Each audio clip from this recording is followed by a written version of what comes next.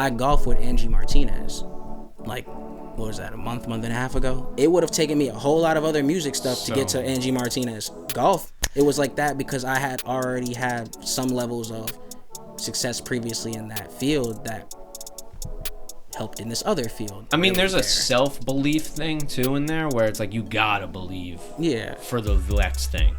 And I even asked, like, you know, when I talk to Rob, right? Talk to fucking Dyrdek, dude. He's on a goddamn another plane, bro. But I bring it up because he's on another plane. How was that, bro? And 3, 2, 1. Rhaney Daze, we're back, baby. How you doing, man? It's good to see you, man. Man, it's been a minute, dude. We just probably had 2 podcasts in the last hour, dude. Crazy. It's insane. It's so nice to have you back, man. And likewise. We say that it's overdue, but it's really not, because we go out and live the life, and then when we come back, we're like, oh shit, this is going on with you. This is going on with you, man. So it's really nice, man. It's Absolutely. really nice to have you back, brother. No, but it's bro.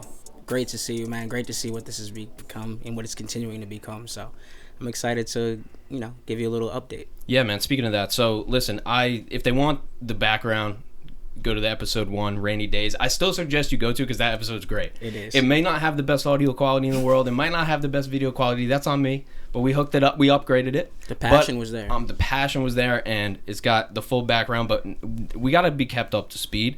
We don't have to spend an hour on it, because there's a lot of topics that we got to get into.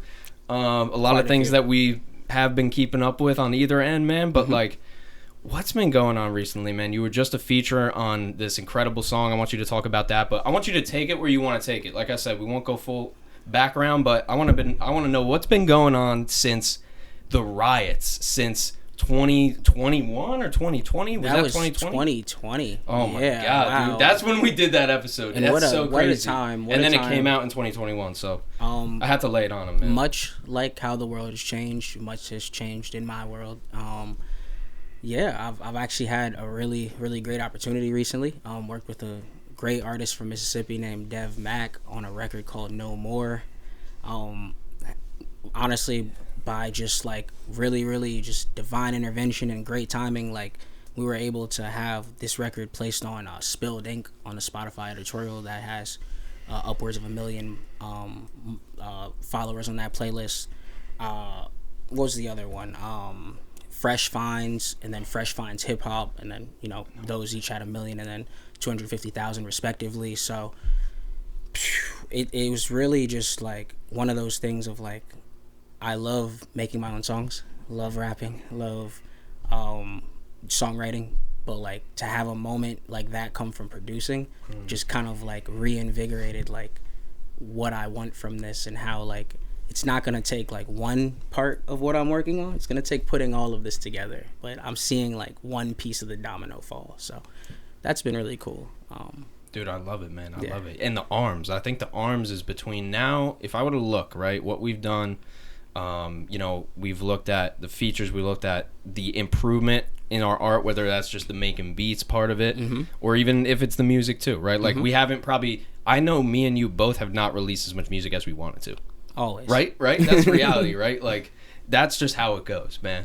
But I'm glad that we've been expanding the arms, whether it's work for you and just getting this, being to this position where, okay, I got my studio, I got my work, I got my passions, like, you're in a balance now. I feel like last time we were both like kind of searching for it a little bit. Absolutely.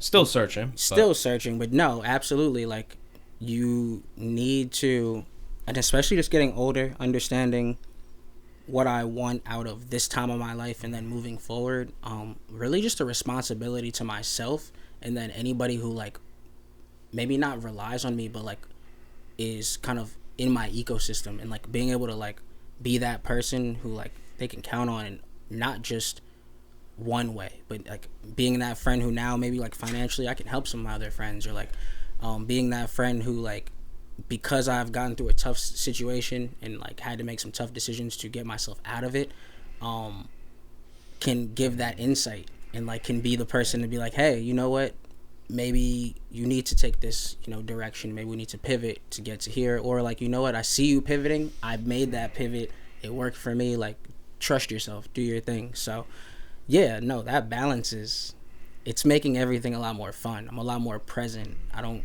spend as much time like wishing I was ahead. I'm like getting to be where it's like simultaneous. Where I want to be is partially where I'm at. Yeah. But there's still places to get to. And we all know that we need less. Like, less is more, right? Like, we don't need all the things. We were just talking about this, but it just popped in my head. I think it's so important where it's like, we have everything, you know? At least, like, me and you. Like, we can record hella music. We can make beats. We can, you know, we kind of can do that now. Yeah, you know? absolutely. And it's nice, but at the same time, it's like, damn, it's a struggle where these other things start to come in, and then life starts to kind of gather around where it was just making beats in your bedroom for, like, as many hours as you wanted. There was not anything else. There's not the responsibilities that come with some of those upgrades of life, because now, like, you know, whether it's like I owe my company I work for certain hours and productivity and, you know, responsibility during that time, like, but that also carries over into like how you handle your personal life and how you balance your time and making sure that, yeah, if I'm gonna like stay up and work on music for a certain amount of time, like I make sure that I give myself the rest and all those other things to like finish the job in other ways. It's like, I know it's so cliche, and like my dad used to say it all the time, and like as a kid you kind of like, maybe you brush it off because it's your dad, or like maybe because it was sports related and you're just like, I know, like I just, but he would always mention how you do like one thing is like how you do everything. And I know that more and more now that's like so true. Like I love to make music. But if I don't put the effort into how like my day job is, or how like my relationship is, or how other aspects are, and I just put it into music, I'll never see the full fruits of that, because that's not your whole life. That's not your whole day. That's just one aspect of it. So, yeah. I'm so with you on it. Dude, it's how I heard this quote. How you live today is how you live your life. And that doesn't mean being present, just so people know, because that's what everybody says when I say that. It doesn't mean being present. It means how you lived today, the life you lived, the ups and downs, the emotions, the goods, the bads, like whatever happened today, that is your life. It's not tomorrow's your life, or all the other days after today. Or when this moment ends and I get past this. Oh, I'll get a new moment. That moment is now that's already gone. You know, it's like, and you can, that zoom out, bro. That zoom out. I'm so glad you said that, because you can just get caught into chasing next moments and chasing, you know, when I get there. And it's like, yeah, sure, like that's an aspect of it. Like, yeah, absolutely, like have that ambition to like want to reach a new level, but like to halt yourself or deprive yourself of experiences or like the moments that you're in, you're doing yourself like a disservice. Like, and I think that like I'm so happy with how things are going now that like when things like fully pan out the way I want them to, I'm not like, it's not a rush, or it's not like, oh, I wish it already happened. Like, it's gonna happen when it'll happen. Like, it's really on, like you just said, like how I choose to live my days preparing for that. If I like, I'm not like, I can't say I want it and then not prepare to be the person that like has it. Because like at that point, when you're that person, you're responsible for other people's lives and livelihood. And you have to deal with it right then. You don't get to choose. You definitely don't get to choose when that pop pops. Where's that pop happening? Oh, he popped over here. And I'm still sitting. I'm like, I didn't pop yet. And then, but it's like one day, then you pop and you're that guy. And now you're responsible for all these people who like you've either brought with you or like want to now help you. And like, they don't care. Like they care because they're, but like at the same time, it's like now business and now responsibility. Yeah.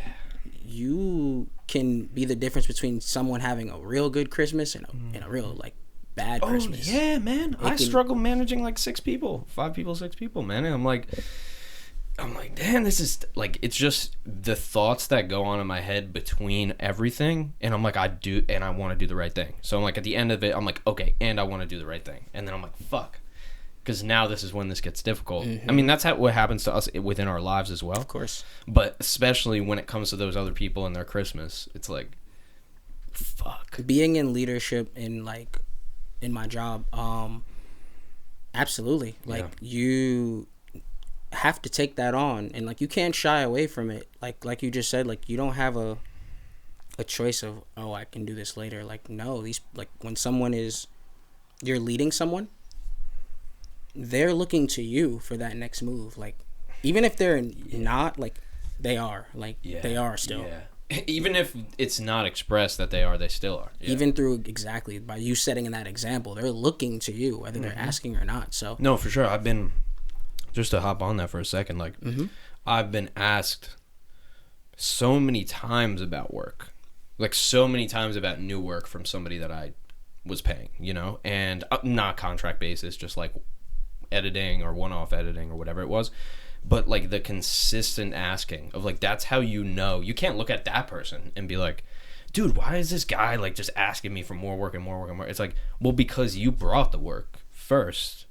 And maybe they don't know that many people who can get that type of work. Right? So then that's, okay, now you can look at that as look at this person one way, or you can look at that as, oh, now that's my new responsibility. You know? And it depends on your goals. Like, maybe your business changed, right? And you give an explanation about that, and that's cool. Like, that's happened too. But when you're asked like, hey, man, if somebody comes to you and they're like, can you pay me? I'm going to work for you. Like, that, you're in a position then, you know? You are in a position then that you were not in before. No. But that takes time to get there. Like, that takes time, and that takes, when someone wants to do that, that means they see in you, it's worth attaching myself to this person and the value that they can bring, and I can then get and be able to impart in my turn from being, like, around this person for no monetary gain, because it'll be worth it later. The monetary gain, whatever gain, will come later. And, yeah, you have to get there. You have to, like, prepare to get there, but, like, you don't prepare like saying I'm gonna get there. You have to say, like, no, today, like, this bad habit or like this thing holding me back or this vice, I'm going to distance myself from those things. Like, people think it's like, oh, like, just good habits. Like, let's just create good habits. Like, no. First, distance yourself away from your bad habits, and that'll do just as much as maybe even developing new good habits. Like, it's discipline. A completely different type of hard too. Whether you're gonna make a new one or drop a bad one. Yeah, never man. Easy. I've been dropping a few. Like, I've just been trying to manage mine lately, much more than I have probably in the past maybe 3 to 6 months. Like, now for sure. Well, I would say in the past few years too. But just being more conscious of it, always a good thing. Always a good thing. But absolutely. I would never do. I would just be like, okay, this is what I do. Right. And I'm still highly functioning. Yeah. Oh, yeah. So, but it's that, like, maybe it's contributing then, you know, and then you have that. It's adult auditing. There's an artist named Simbi. I forgot. Oh, He's from New York. I know who you're talking about. Yeah. Is this the guy with the long hair? Long hair, and the white, bad for the soul. White? Yeah, yeah. So he's dope. I found him years ago. Yeah, long time ago. He's making new music now, which is cool to see. Yeah. Always loved his shit. DM'd him a couple times for sure. He's mad cool. Yeah, he's like super, like, when you appreciate, like, when he'll like drop these gems and you reach out that, like, you appreciate it, he'll like respond, which is cool. It's amazing. He mentioned about adult auditing, that you have to audit yourself. Like, your parents, like, they might at this age, and that's great if they still are, like, engaged at that level. It's probably not great, actually. I would say. Depends. Definitely. I would say probably not. Yeah, honestly, just because of that reliance, you got to get your own reliance. Exactly. They should be engaged in a way where it's, like, supportive, not they're not supporting you. I actually have both two different, like, from my parents' perspectives. Like, I have two sides. One side is like, oh, okay, I believe you, what you're gonna do, what you say, like, what you're gonna say you're doing in the future, what you're going to do in the future. And then I have the other side, like my dad, where he's like, I don't know if that's gonna, like, he's kind of like more on the real side, and my mom's more like, she'll just believe what I say, like, if I say it. But I also have said things that didn't come true. Right? So there's both sides of it, but that's so totally true. It depends kind of where those influences lie. Are they both on one side, both on the other? Are they split? Is it completely different? Is it completely negative? Is it overly positive? Because we've seen those as well, where you go, like, you're not a real person. No. And I'm like, why are you not, like, sad for a little bit? You know what I'm saying? Absolutely. And the people, you can tell, like, they've been coddled, or, like, there wasn't, like you just said, like, maybe some realism. They just told them you could do anything, and, like, I mean, you can do a lot, but, like, you can't just do anything. Like there has to be some, balance in that sense. So, I feel like that sense of like auditing yourself, that sense of like, making sure that the decisions you're making, like you are proud of them and content, like self-confidence and all that stuff, like, and I'm a very, very confident person. But I've gotten I've gotten more confident by doing things that unequivocally prove I am who I say I am. Avoiding that imposter syndrome, as some people would say. You have to, and the only way you do that is by like taking accountability of like what you're doing. You got to do the shit that you say you're gonna do. Yeah, that's what you have to do. Absolutely, that's everything. Absolutely. Now, if you don't tell yourself you're gonna do X, Y, or Z, and then you don't do it, I get that. I can understand that. Right. But for sure, that's the self accountability is the evidence, and the evidence creates proof, and the proof creates confidence. Mm-hmm. Absolutely. No confidence without the proof, though. Well, we know the blind confidence, right? That's confidence with no proof. Right, and that's only ego showing. And no evidence to back it up. Exactly, and like, while that confidence can be like useful and can like propel you in certain ways. Bro, it's why people are where they are.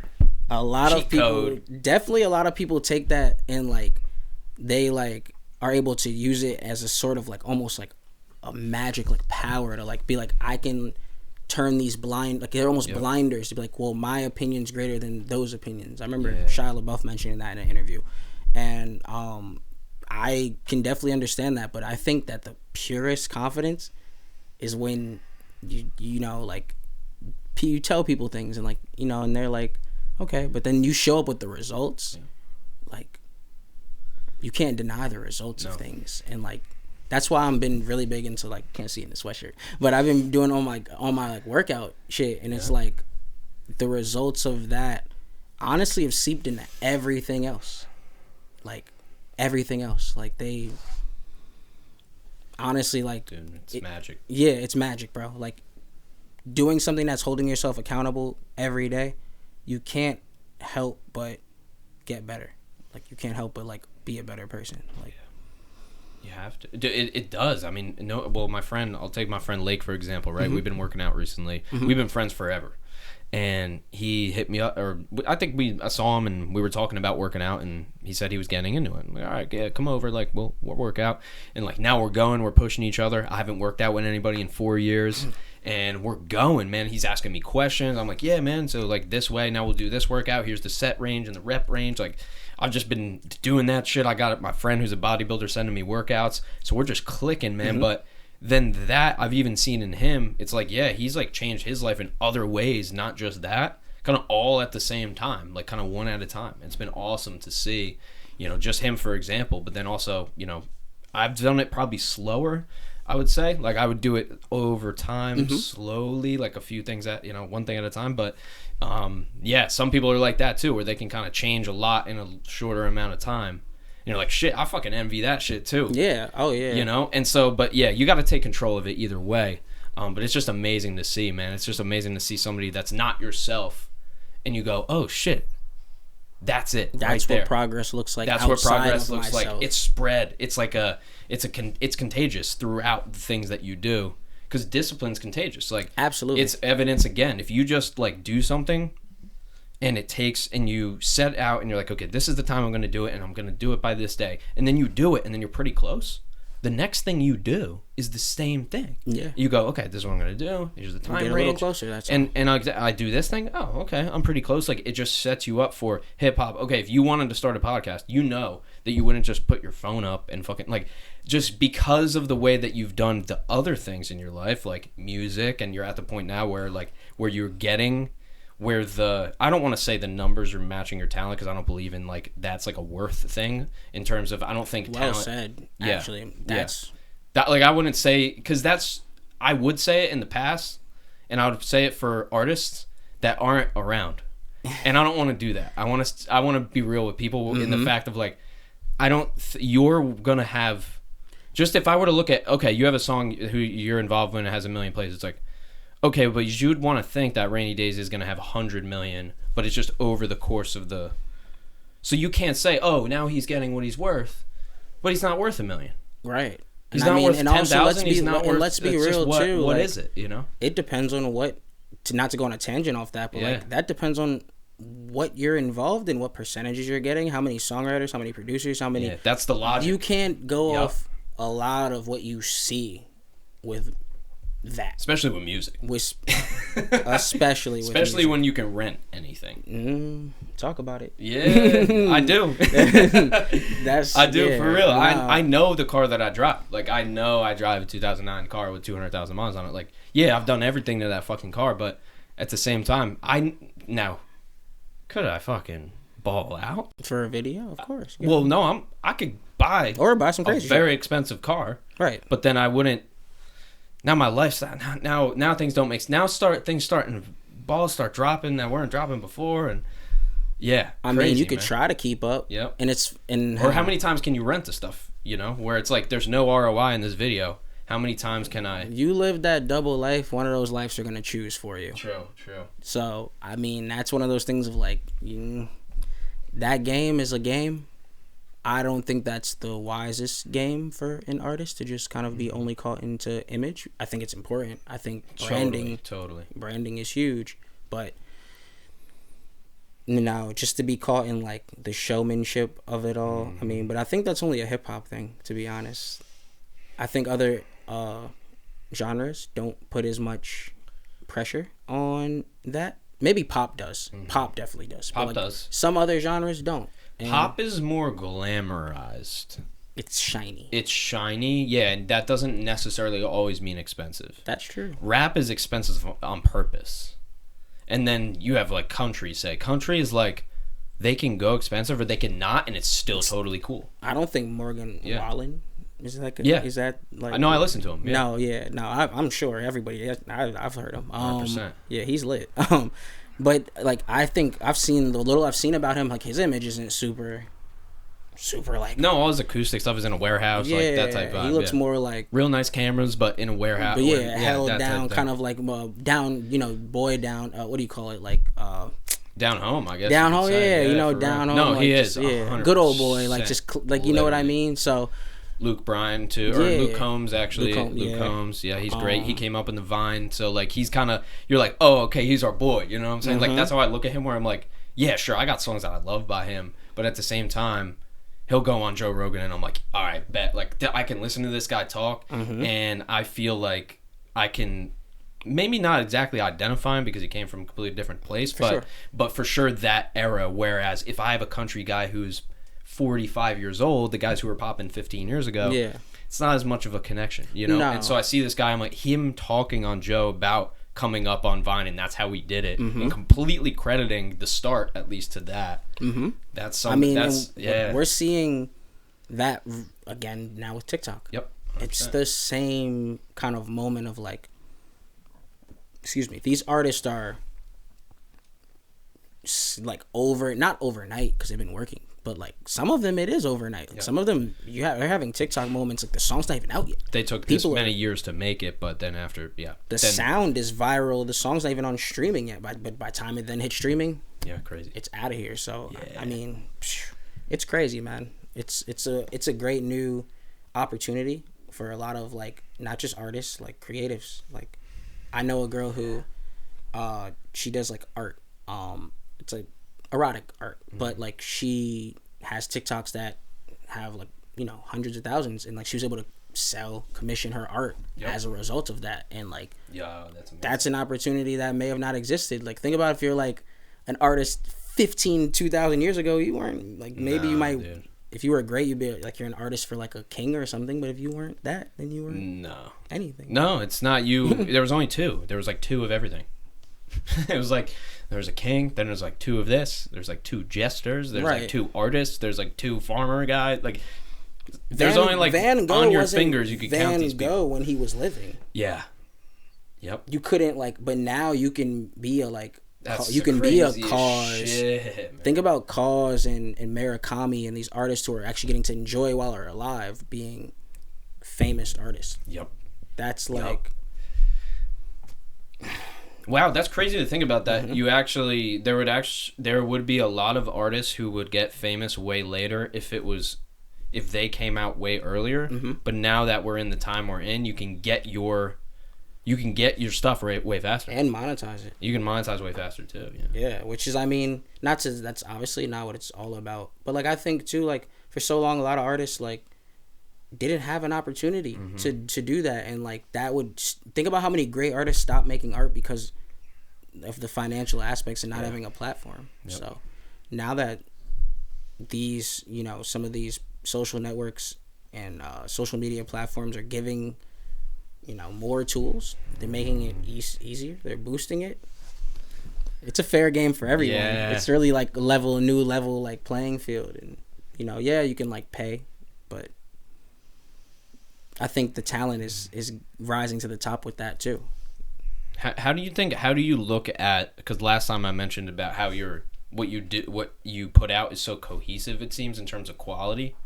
So has that changed at all though? Is it still the same kind of mindset, or like it must have evolved too at the same time? Because it still is, but it's even more you. So it's been a few years, man.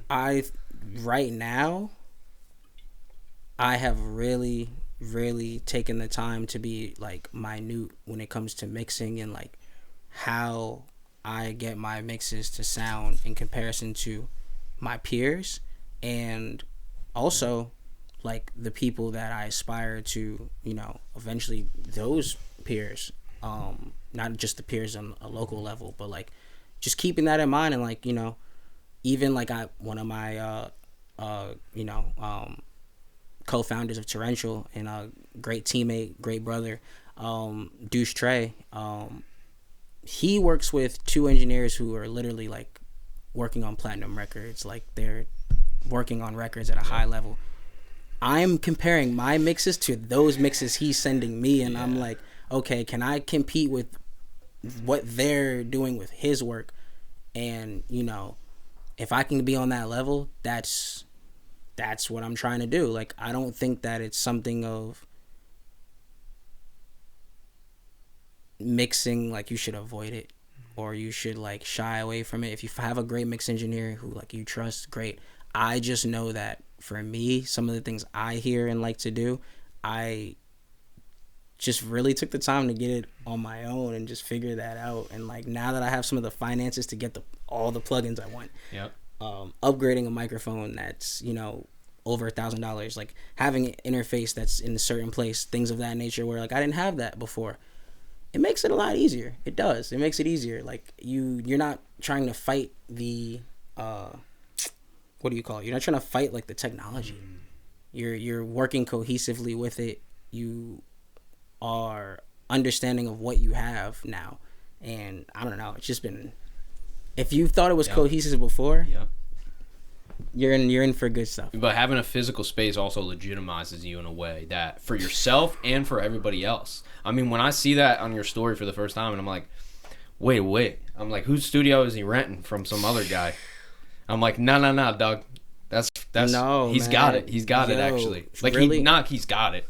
He never got it. He did it, bro. Thank you. You made decisions though. Like you didn't do it. We didn't. None of us have done it. We got a lot to go. But like you made decisions to have like you could use that money and put it somewhere else and be like, no, this other priority is I want to have this or I want to have that. Honestly, but you're putting it into a thing that you're just slowly growing over time. That situation, and shout out to Bernard, shout out to Media Plate. Like, it worked out so well. Like, it just so happens that where I live currently is 5 minutes away from that studio. Yeah. So like, being able to like work alongside with Media Plate and work with them on some other endeavors, they've been able to help me and provide me some opportunities when it comes to, you know, the studio space. And I really look forward to actually like strengthening that relationship. And actually this is the first time speaking about this too publicly. I'm partnering with engineers, so I don't know if you know who Mixed by Ali is.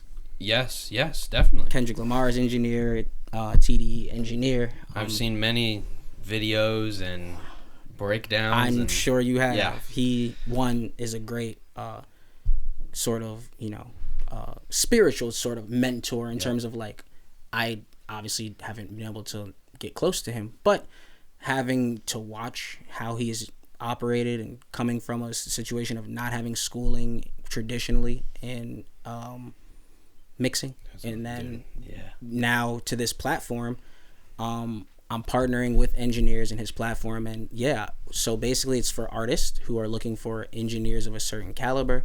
They'll be able to book engineers through this platform, essentially now cutting out some of those processes of like reviewing mixes and all the back and forth over text. It'll be one central hub too. So it'll be physical in the physical location. You're saying the engineers will be there. They will get booked and then go there, or it's like a virtual platform? So that is actually coming with this platform where like, and that's I think it would be nice to have a version that skips it. So I was hoping that absolutely, there would be a version that does that too. With MediaPlate with partnership with MediaPlate, you'll be able to book me. I can let you know I have a physical location. This is the gear I have at the physical location. Yeah, and you're advertising that on the profile or whatever anyway. So like when they book you, they can choose like I book you virtually. I like do a mix for me or master or whatever, or come in the studio, rent the time. That's absolutely tight. That's absolutely really tight. But it's backed by this platform. That's backed by him, obviously, because it's and it was really cool. He was actually in our onboarding call. He actually ran our onboarding call. Help Me Devon was in there. I don't know if you know him. He's a big YouTube mix guy. Oh, okay. He was in there. I've probably seen his fucking videos too. Look, he's so tight, and he was actually in there, and I was like, literally had just been watching one of his videos on like vocal like EQing just to like freshen some things up. And like just to see him in there was just, again, like those reminders of like, okay, like you just mentioned so graciously, I appreciate it, of like, like you said, doing it, like taking those steps to like give yourself more opportunities to be in the industry that I want to be in. And so I look really forward to partnering with them. Let's go. That's so dope. I didn't even know that, man. That's awesome.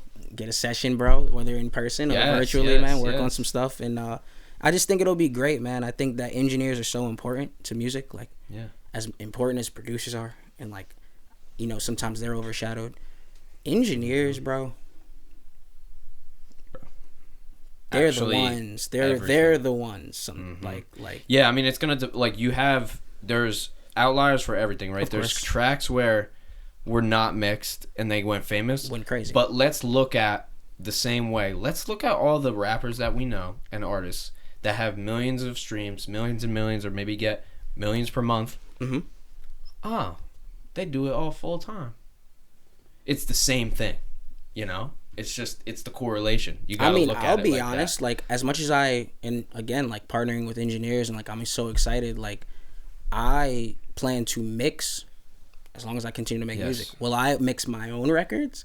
Even myself, it'll come to a point where I actually would probably want to put it in the hands of someone else. Not even because maybe I can't. Oh, I do both, quality. Man. I like doing both. Yeah. Sometimes you just want a separate set of ears, and again, that's why I think the platform will be so great, and like I'm so happy to partner with them. That you may have a stable of engineers, just like Deuce Trey, my guy. Like he has a couple engineers he works with who work for him, and then obviously myself too. Been mastering a lot of his stuff. How's that been going, the mastering process? What are you doing? Talk to me about that. Fun. Big Golfos person.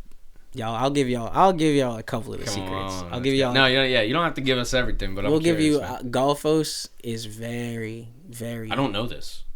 I'm not a master. I don't know shit about mastering. Golfos master specifically is okay. It's not really an EQ. It's more like it's kind of an EQ. It's kind of like spectral analysis. Okay. But to not nerd out, it's honestly, spectral EQ, I guess you would say. Or? Yeah, like for mastering. They have a specific. They had one that was just Golfos, and they came out with Golfos Master, and it's just shit. Okay. That one's really good. Soothe is a similar for thing. Sure. Yeah, I've definitely. But more, not as much for mastering. More, but like that's one I've been using more for mixing. But a lot of things again. Like I'm fully in the box guy. I use very high quality plugins from UAD, but I'm all in the box. But I have to make sure I get warmth and know things that'll help me get warmth and to compete with people who are using some of the hardware that provides that grit, warmth, things that just the circuitry you can't do digitally. Yep. But you can get real close. And those are two. Dude, if you guys, all the mix engineers at home, like if you have a little extra cash, you definitely need Golfos if you're like trying to take that. You know how much it is? What is Golfos? I believe it is pay for a year, or you buy it? You can buy it outright. I think it's 200. It's 199. Oh, okay. If I'm not mistaken. It's not insane. Don't quote me on that. That's not insane. It's for mastering. That makes sense. I mean, you know, you're not gonna probably have like 40 mastering plugins. You know, like you might want to have like just your batch, like what you really get a couple very good plugins that and you gotta know how to work it. That's all you're doing. You can give everybody all the plugins in the world, man. You gotta know how to work it. Do not just like use the presets. Go in, get an understanding of what you're using. Like read the manual for everything, man. Yeah, from the bottom, from the clap behind the snare, all that. Double fucking EQ if you need to. Who knows? You're sending it to bus 5. It's just learn to do it the right way. Because you can. I'll just leave that one. I'll just put one. Or I'll EQ. just make another. I'll track. put one compressor on it and call it a day. Yeah. Real quick for our producers out there, it's $199. Golf. All right, let's go. Thank Golf you. Us. Yo, we're just trying to get a little something, little sponsor. What's up, Golf Us? I mean, look, we'll send them. I'll pull this clip. Yeah, let's go. I mean, no, you got to do things. I mean, it's like golf, right? Like, there's a thing we have, and that's another thing. But like with golf, right? Like fittings, you go and you get clubs and they're fit to like your specifications, like. But then once you get them fit, like it's not advised to then go like tinker and get other clubs. Like you got those fit to you. So like when you get a plugin that you feel like works for what you're doing, stick with it for a minute. Work your game around that. Don't get like shiny object syndrome either, because that's very easy with like buying plugins and like with anything where you're just like, oh, quick fix. No, learn to use what you have, but do invest in like some quality plugins that like you are tried and true. People are saying these work.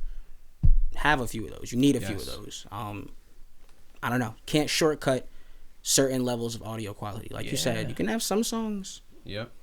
Maybe. Slip through the fucking cracks. But that's what it really is. You're wishing on a star that way. Yeah, for sure. Got to give yourself the best opportunity. And also, then you would have to have everything else dialed. Exactly. So why, if you had everything else dialed, you wouldn't have this dialed? Right? I mean, you can rely on having the perfect take and everything falling perfectly. Like, my song, The Lorax, is mixed like shit relatively to now. Like, love that song. Love it to death. No, me too. Thank you. I bumped it a lot. I got them all saved. You definitely have contributed. I appreciate. I see the city sometimes, so I'll see. Oh hell, you're like, man, out here, this guy in Milford, New Jersey, man. He's the only one from this neck of the woods. Dude, what? 72 play. I'm but no. You see, Rhaney Daze, Morgan Wallen.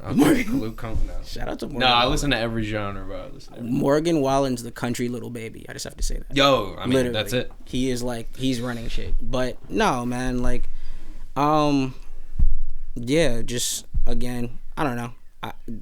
Taking it all, putting it all together is really like, I feel like I've decided to just do everything I'm trying to do. And not to say I wasn't before, but I don't know. I think I was in such a situation just trying to like rat race, scramble, like was trying to just, you know, sometimes make enough money to even just like kind of survive. Yeah, just keep going. Really, to be honest. And now having stepped out of that, almost fell into the comfort monster zone for a little, I'll be honest. It's very easy. It can happen. I have at times.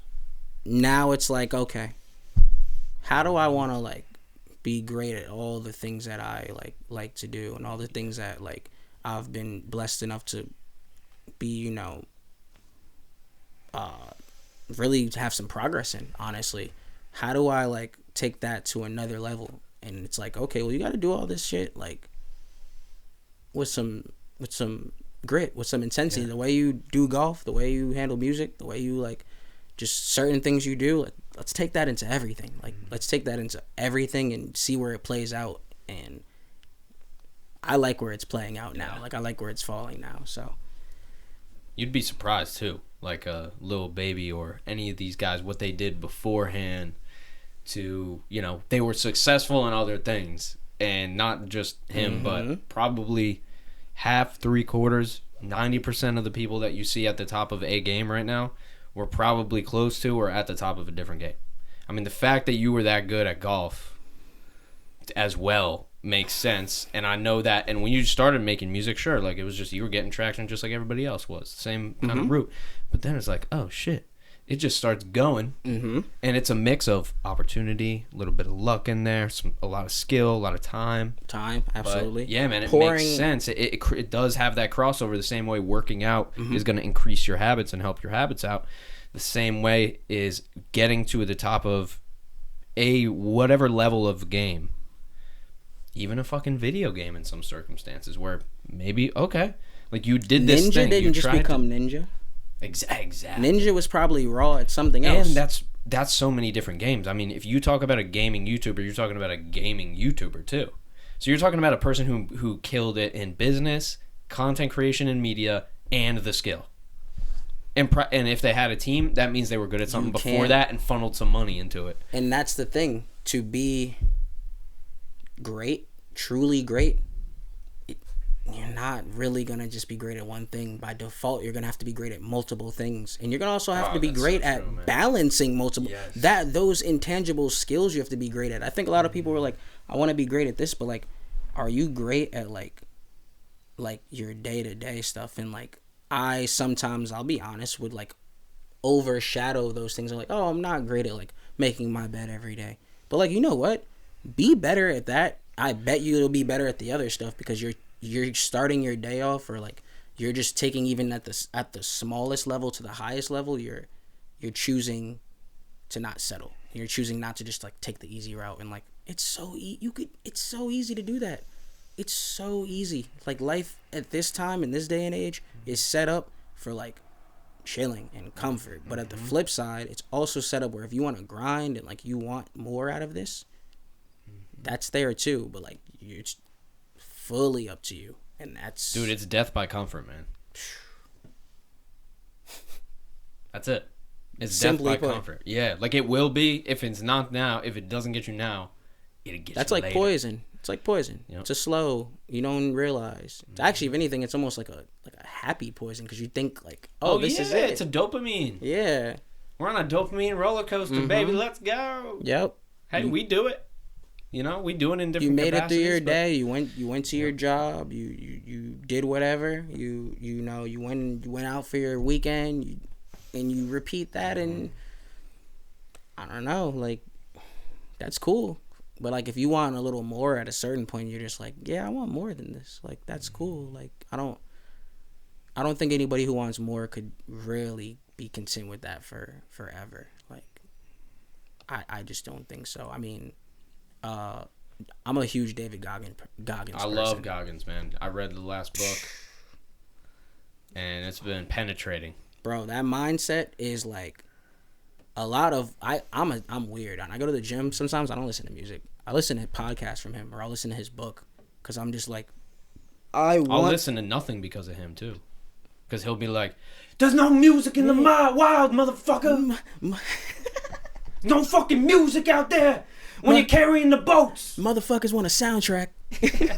Motherfuckers want a goddamn soundtrack." Fuck the seals. No, that's really how he be. It's crazy. But like, but you know, it's funny about him, and something that I can equate with him, and I think about this sometimes with like hip hop, right? Yeah. He'll be like, I don't agree with like the Navy SEALs, or I thought they were something else, because like when I got there and I was going harder, they didn't respect that. And that's how I sometimes look at hip hop, of like, I thought this was a genre where like if you're the coldest, or you're cold at what you do, that is like heralded. And I remember getting to certain, like, you know, doing certain things, or like being around certain people, and realizing like, damn, like people who are supposed to be here, like it's really not what you think it is, or like there are people writing for them. There's a million things. You just find out these stories or these different things, and you're like, oh, okay, like that's not. So like I feel that way about like hip hop sometimes. I'm like, oh, like I want to like make music. I want to make music that will touch people, that'll be beneficial to not only like me, but like my people, financially, like spiritually, educationally. But I don't really want to like be in that music like industry. Like, I don't think that. Yeah. The things I've like heard, and some of the things like I had a similar taint. My taste of it has been not good already. Not all of it. Like I'm in the podcasting industry much more. Like I'm much more of actually an active part of that now on a full-time basis. Fire. Love that. And it's fun, man. It's really cool, but like it's way different is what I'm saying, and I love being in it because, dude, I literally like I don't want to say I don't have to worry, but I don't really have to worry. Like I don't have to. Everybody's kind of on the same page. Like if you want to like be competitive, everybody else is like, yeah, do your thing. Like it's not like hip hop where it's like we have to all act like we're not completely competing with each other, which is stupid, which is dumb, and we're not. But the second someone tries, and you're saying in podcasting, like in podcasting, if you want to be that guy who's dude, like, I want to go. Nobody cares. Or they're you could be literally the guy like, who's bro, do your thing. Like there's a whole audience over there for you. Like they don't give a fuck. Whereas hip hop, like the person who tries to be dude. competitive, like he's like a tryhard, or he's going over the top, or he's doing the most. Yeah, and like I would say it's more of a like in hip hop, it's a spoken and because I've spoken about it, spoken and unspoken kind of competitiveness where it's like that underlying nature of it, and that's what helps us too, helps and hurts. For sure. But in podcasting, everybody's so independent that there's no labels in podcasting, so there's not like an aspirational thing. The aspirational thing is just you being just chilling on your podcast. Like that's kind of it's not this art song thing or where like, it is an art and there's sure, charts and stuff, but it's not I shit on this podcast. There's people murdering in podcasting that are not on a chart. Many killing it. Yeah, and it happens with music too, but I think especially, and I won't say for music I'm saying it's different, but I'm saying for hip-hop specifically, like the dichotomy between those two, great word, in podcasting. I appreciate you recognizing that word. I love that word, man. You know? But I think when it comes to podcasting, I feel much more. I honestly felt after a couple of years in, 2 or 3 years in, that maybe it was 4, but I felt I can figure. I'm like really figuring this thing out, and I'm not. I know there's a lot for me to learn still, but I felt like the traction. I felt like there was nobody around me, and I was just going on my path. But then with music, I'm like, oh my god, there's like this music video and there's like this guy and this one. It's a saturated. I'm like, oh my shit, saturated. Holy fuck. It's saturated. That's why I have the golf angle. Like, let's be real. And I love the game. Like, don't get me wrong. That's our arms, man. You got your golf arm. I got podcasting is and you put them together. Shout out to Brandon for on my music video. Yeah. I'm talking to myself on the podcast, right? It's like, okay, bet we got to leverage it. Absolutely, the last music arms video, are just leverage. Like, yeah, man, that's like, the cheat code. Let's give leverage. We'll definitely give them like a little more insight stacks. We've talked about that between 100%. Us and like, I don't know if like you've seen the movie Spirited Away. No, I have. You have. I know it's a popular. So movie. You know Kamaji. Yes. With the multiple arms, and he's able to balance everything and do all these things, right? Yep. Is this an older movie? Or? It is. Like, okay, I think I might have probably fire. seen it before. It's fire. Get a little medicated, lifted. Watch that. Okay. You'll have a great time. I can do that. It is very just like a kind of like there's deeper meanings to that movie, but like one of the things I took from that I was just able to weirdly apply to like art and like giving yourself options as an artist is like just like how many arms he had. So like I feel like every time you can do something else, either whether it's creative or an endeavor that can pull you closer to like what you centrally want to do, or like maybe being in a space that's outside of maybe traditional work, whatever we're leading to, those are arms.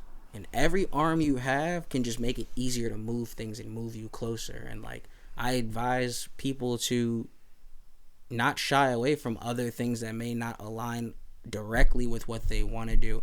It can be very helpful. Golf and hip hop don't go together. I golf with Angie Martinez like, what was that, a month and a half ago? Like,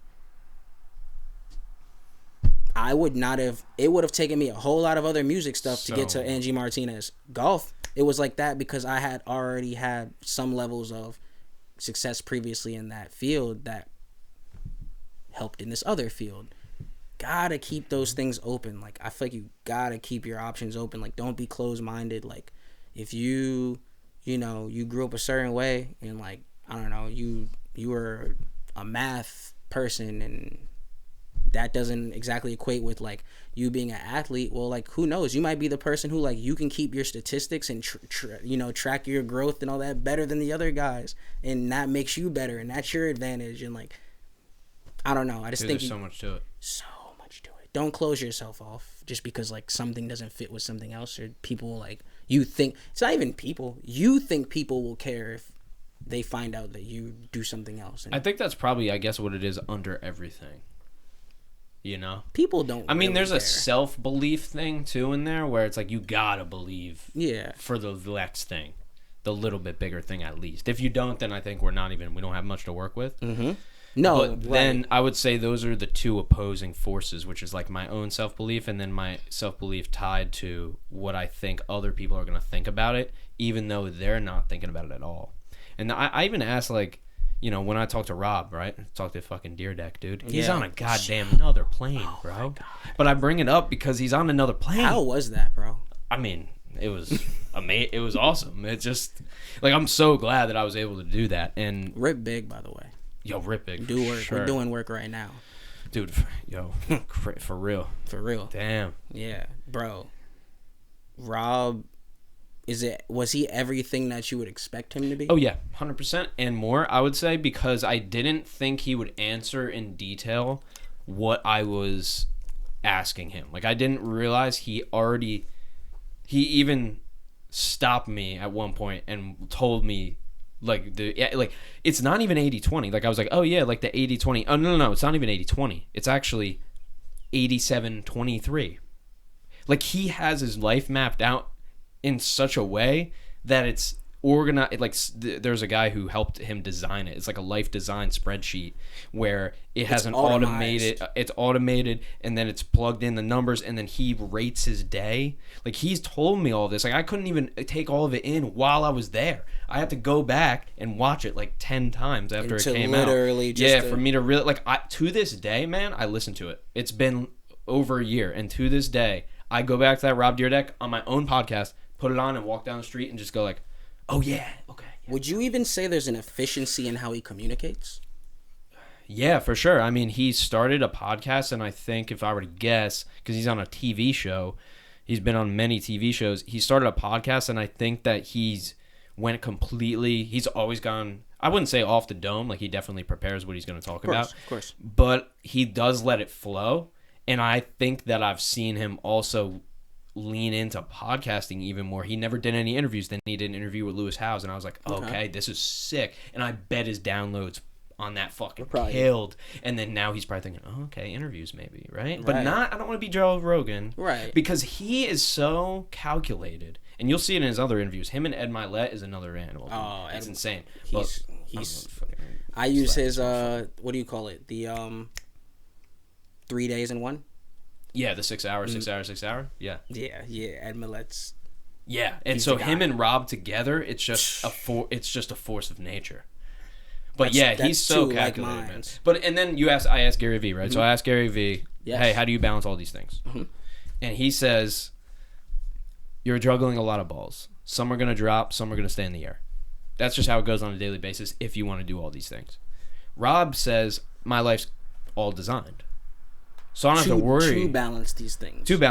So I don't have to worry about a ball dropping, really, because it's designed. If it does drop, though, he's like, I mark it down. And I'll probably see later on why it dropped. Right. What do we have to adjust to? In the next stage. Yeah, exactly. So I'm there and I'm like, mother, this is another fucking level, man. It's crazy. But I've brainwashed myself into it now because I knew that I had to. And I'm like, I have to do this. I have to just feed myself this stuff because I'm already getting into it. Almost not even, I'm just doing my thing. I just went on Rob Dyrdek's website and took a fucking shot. And that was it, you know? So I didn't do anything. I could have not that I could have not done nothing before that, but it was also just that opportunity. You can't do all the work and just expect that opportunity because it's within all the work you were doing was why that opportunity happened. Even if he had no idea what you've been working on previously, I promise the intention tied to what you did and the work you were doing made those moments happen. Yeah. I truly believe that. Yeah. No, for sure, because that was what the whole thing was about too. I guess he wouldn't have taken it if he didn't think it fit. But I also saw, same with Gary. Like, I've always seen with Gary, I went to artists because I said I know he wants to talk about fucking artists. Because everybody asked him about business. Yes. But his artist mind is fucking Snoop Dogg level. And people don't Yeah, if he ran a label, he would be. That's why they posted that clip the first time, right? Because I talked to him about that, and that clip almost did 1 million views because his team went.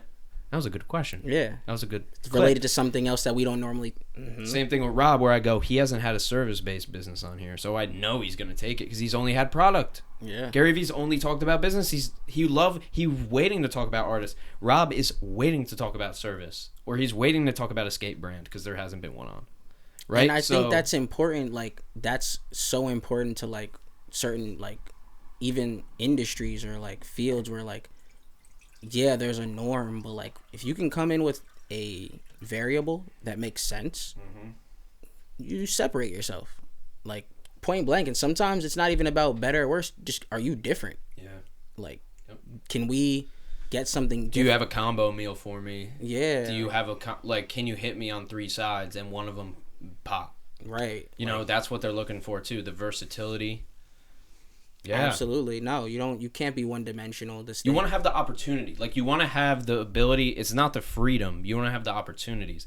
Everybody thinks they want freedom, but they have freedom. Like if you're in America, 18 years old, for sure you have your circumstances, but you have freedom. No, there's a general freedom. Absolutely. There's general freedom. Now the opportunity is probably what you don't have. Right? Because you're probably what we're slowly trying to get out of now, which is you don't have any skills. Yep. You're probably broke. Yep. You know, your parents might be banking on you to take care of them in 20 years. You might have some student loan debt. And it's just like, yeah, like we got to work it out. If we're not working our way out of all these realities of being in your 20s, I guess in that case, right? For most people, it's if we don't work on getting out of them. You're going to be dealing with that into your 30s, and hopefully not. That's why I'm a fucking DJ. I was saying on the last podcast, if I got paid $20 to do it, I probably wouldn't do it, but I love doing it. But I'd rather have that hustle where I have pressure to entertain a bunch of people. And that's my hustle. Like, instead of having a job, I do these 3 things instead of having one thing. One thing, yep. Yeah, and but you got to do the 3, or the 5, or the 2, whatever it is. And even if you do that one thing, even if you had got him, that would have been hard. No, I'm getting that motherfucking job. He landed on my switcher board, and I tried. Dude, we can only try. This is the second pod of the day, I gotta say. Just because I forgot to change my shirt. I'm gonna get him. But no, man, like, yeah, even if you have one thing,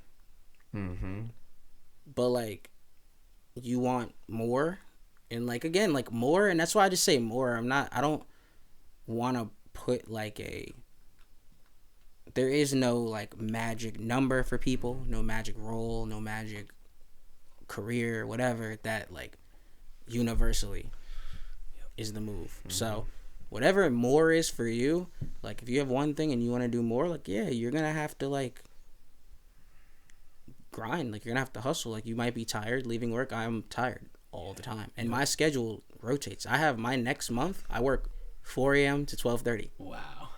I've worked every single 24-hour shift imaginable. So what? Oh, 4. So you start at 4 a.m. 4 a.m. and I'm done at 12. What time do you wake up before you? So for that shift, I mean, I'm probably gonna have to wake up at like 3:30, honestly. So that means now I have to be disciplined, go to bed at 10. That means we have to work on music at 1 p.m. Go to the studio instead of going. Now I can't. There's no late night 3 a.m. session. That's my current reality for. I make music at 6:45 in the morning. Feel me? Yep. Like that's it. I feel you. If that's what you like, it's like that works for you. That works for you, and you realize that would be the best way for you to do it to fit in the rest of your day. Because you want more out of it. Yep.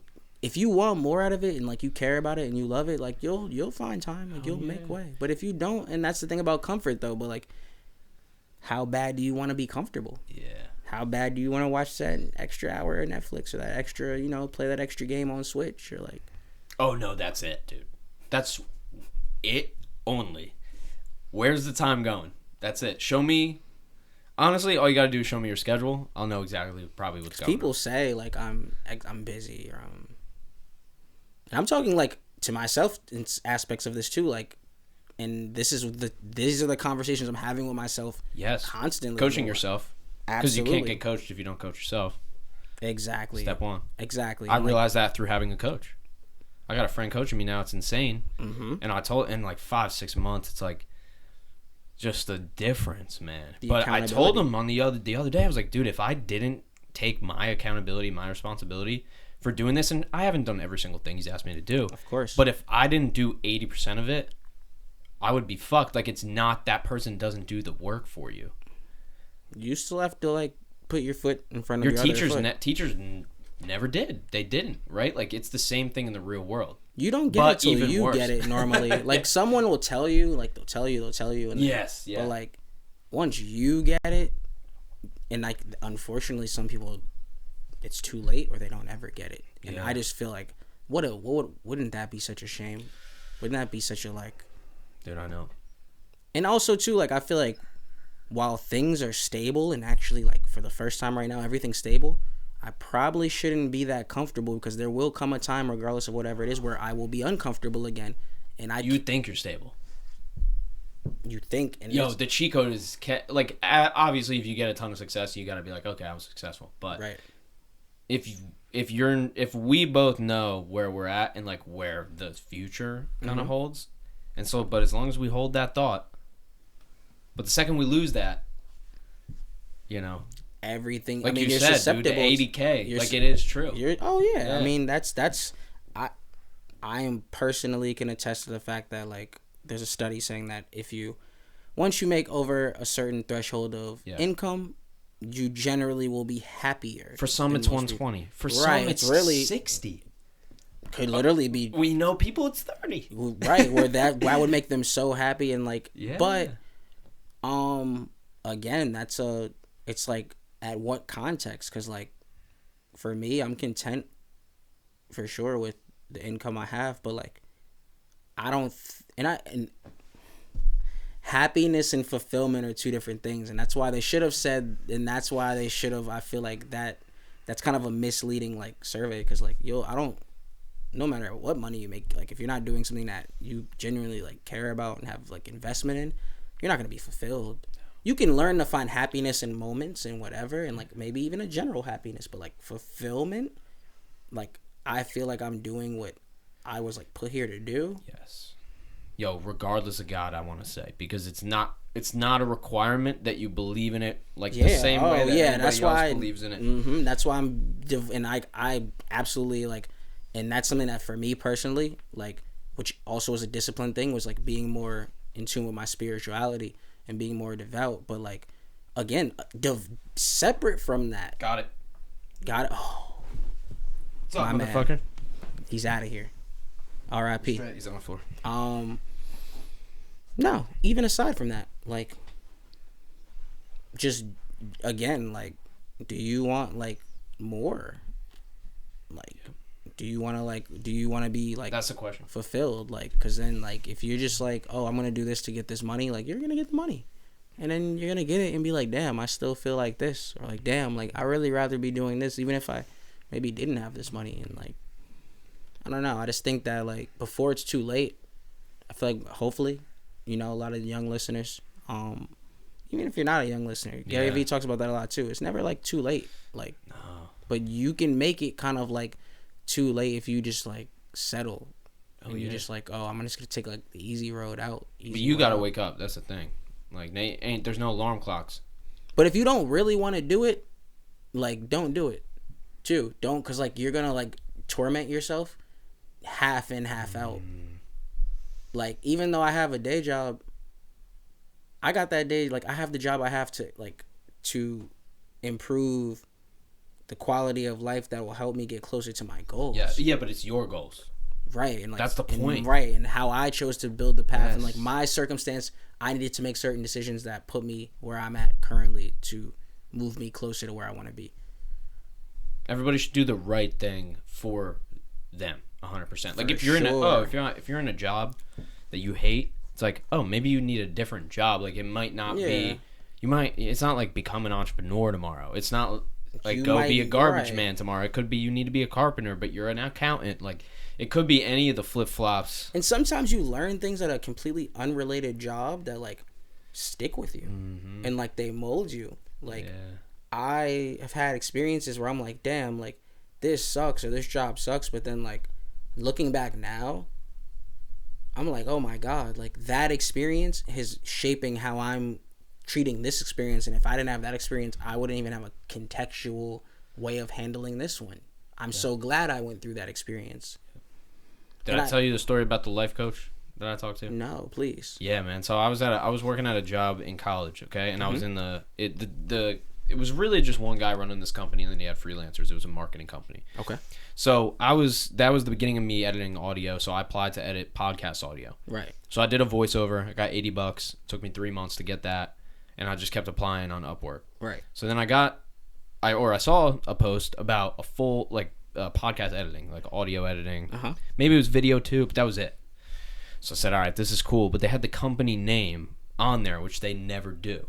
Because if you post an anonymous job post about your company, you're gonna post a job post anonymously because you don't want all these people to just be looking up your company and like spamming your business, basically, right? So that makes sense. But this guy put the name. So I said, all right, bet, let's go. I'm gonna be that guy. But then I went to the website and there's no way to contact unless you booked a call.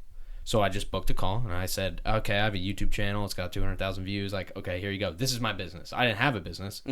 So the guy talked to me and I said, listen, man, I just want to do this podcast editing thing. That's why I booked a call with you. And he liked the hustle. Okay. And he said, come in for an interview. So I said, okay. So then I kind of get the logistics going for the interview and I'm looking at bus tickets and I got to go in the city. Right. Yeah. So I'm like, okay, like now I got to go in the city, but I'm going for it because this is an opportunity. This is so cool. I'm like telling my parents, I'm going to the city. What's up? I was freaking fixing cars for 4 years, you know? Oh, right. So I go to the city and I get off. It was a surreal experience for me. But I get out of the station and I'm walking there and I realize, I'm like, what am I interviewing for? Like, I'm supposed to just edit the audio. Like, why is there an interview involved in this? Right. So I go there and I got to figure this out. So I get there and then like 15 minutes go by, then the guy comes down and it's like a co-working space in New York. You know, pre-COVID, probably like 2018, 2019. Maybe it was, maybe it was 2019. Like a WeWork type vibe. Yeah, like upstairs is all the individual offices and downstairs the collective space. Right. Yeah, cool spot. And so this guy's on the couch. He's probably, for people who are just listening, I'm just holding my phone and looking at it, but like he's basically just has his phone like this and I'm to the right of him. And so he's kind of talking to me, but he's kind of looking at the phone. So I'm like, okay, this is interesting. And he just asked me if I want to do everything with the podcast. So I'm like, okay, I'll do everything with the podcast. I guess. I just said yes. I didn't know. So he, like, the first one that we did, I just got to tell you this too, man. He was like, how much do you want to get paid for this? I'm like, so I got 15 an hour fixing cars. So I said 15 an hour.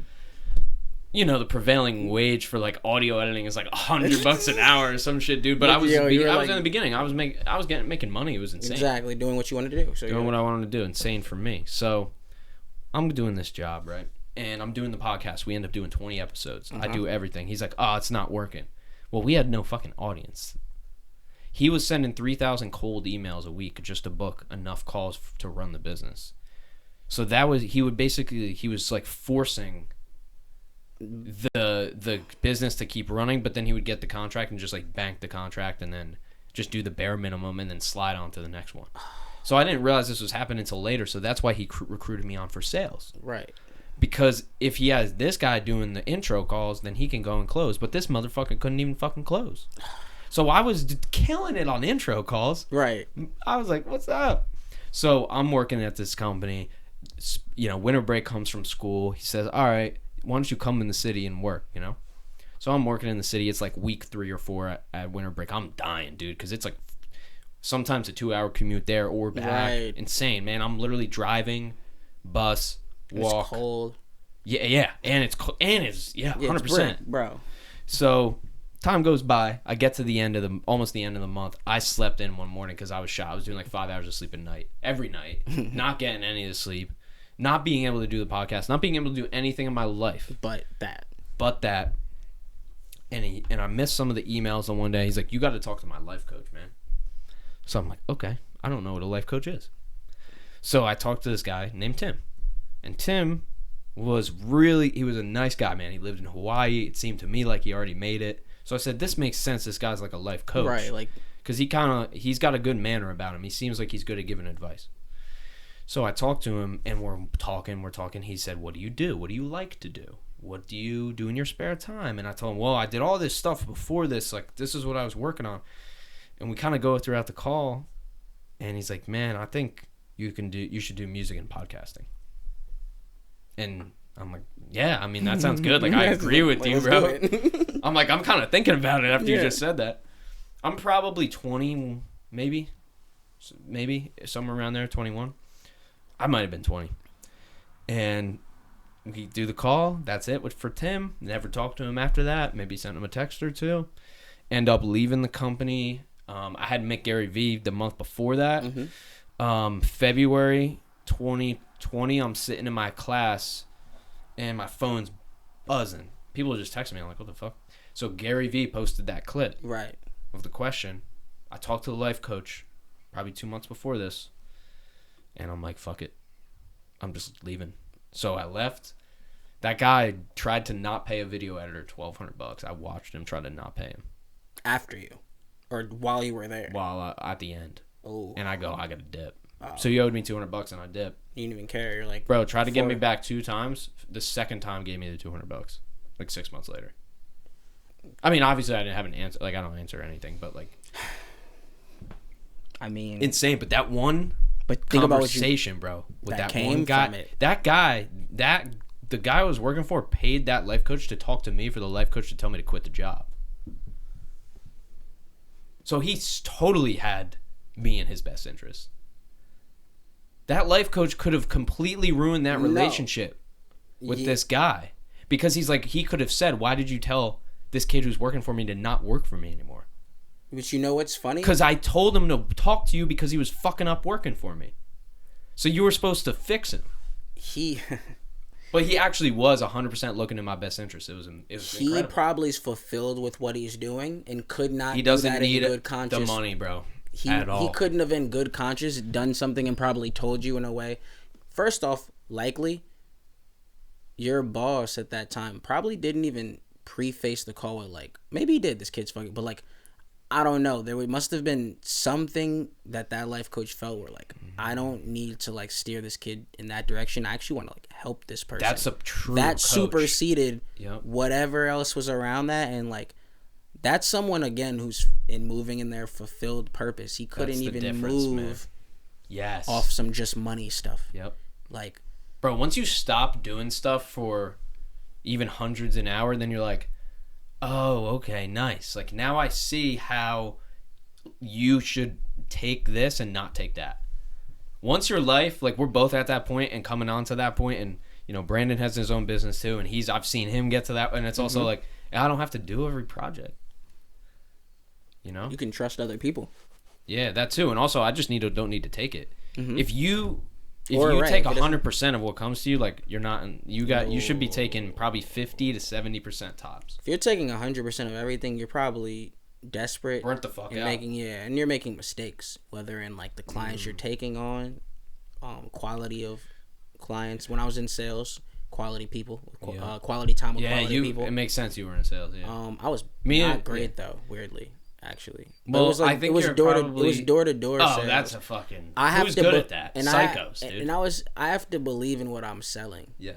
And I was selling Verizon at the time, like services, and like not to say I didn't believe in it. Honestly, it made sense. I got another one for you, dude. I worked for a door to door sales company. It was one of the biggest door to door sales companies in the country for DirecTV.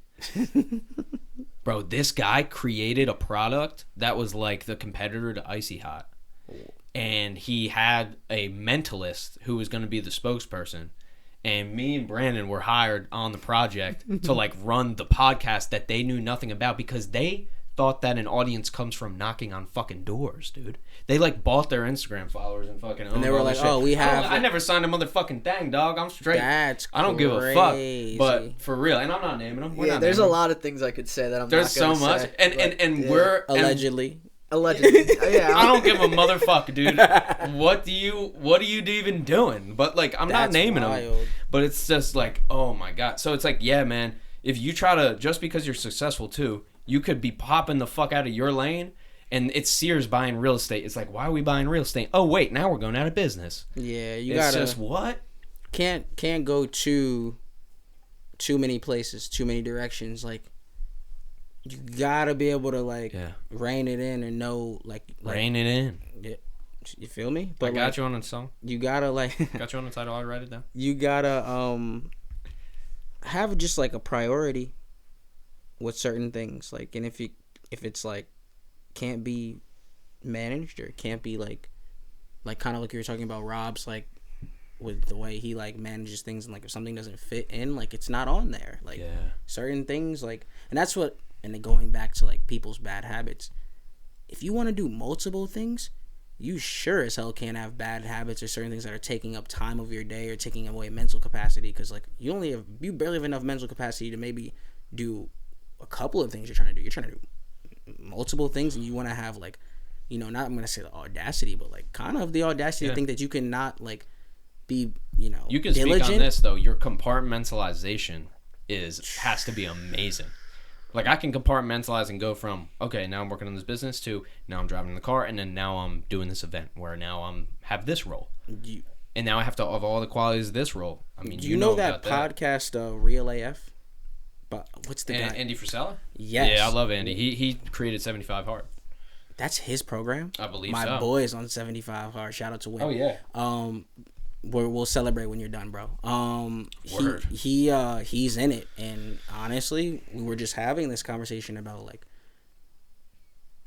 there's certain things that he was just like, yo, like I don't need this right now. Like I don't need like drinking per se. I don't need you know, other things per se. Like, you know, you kind of, it almost feels like a self-enforced like lint, you know what I mean, where you're just like, but for multiple things, like you're giving up mad things, but for the purpose of like renewal.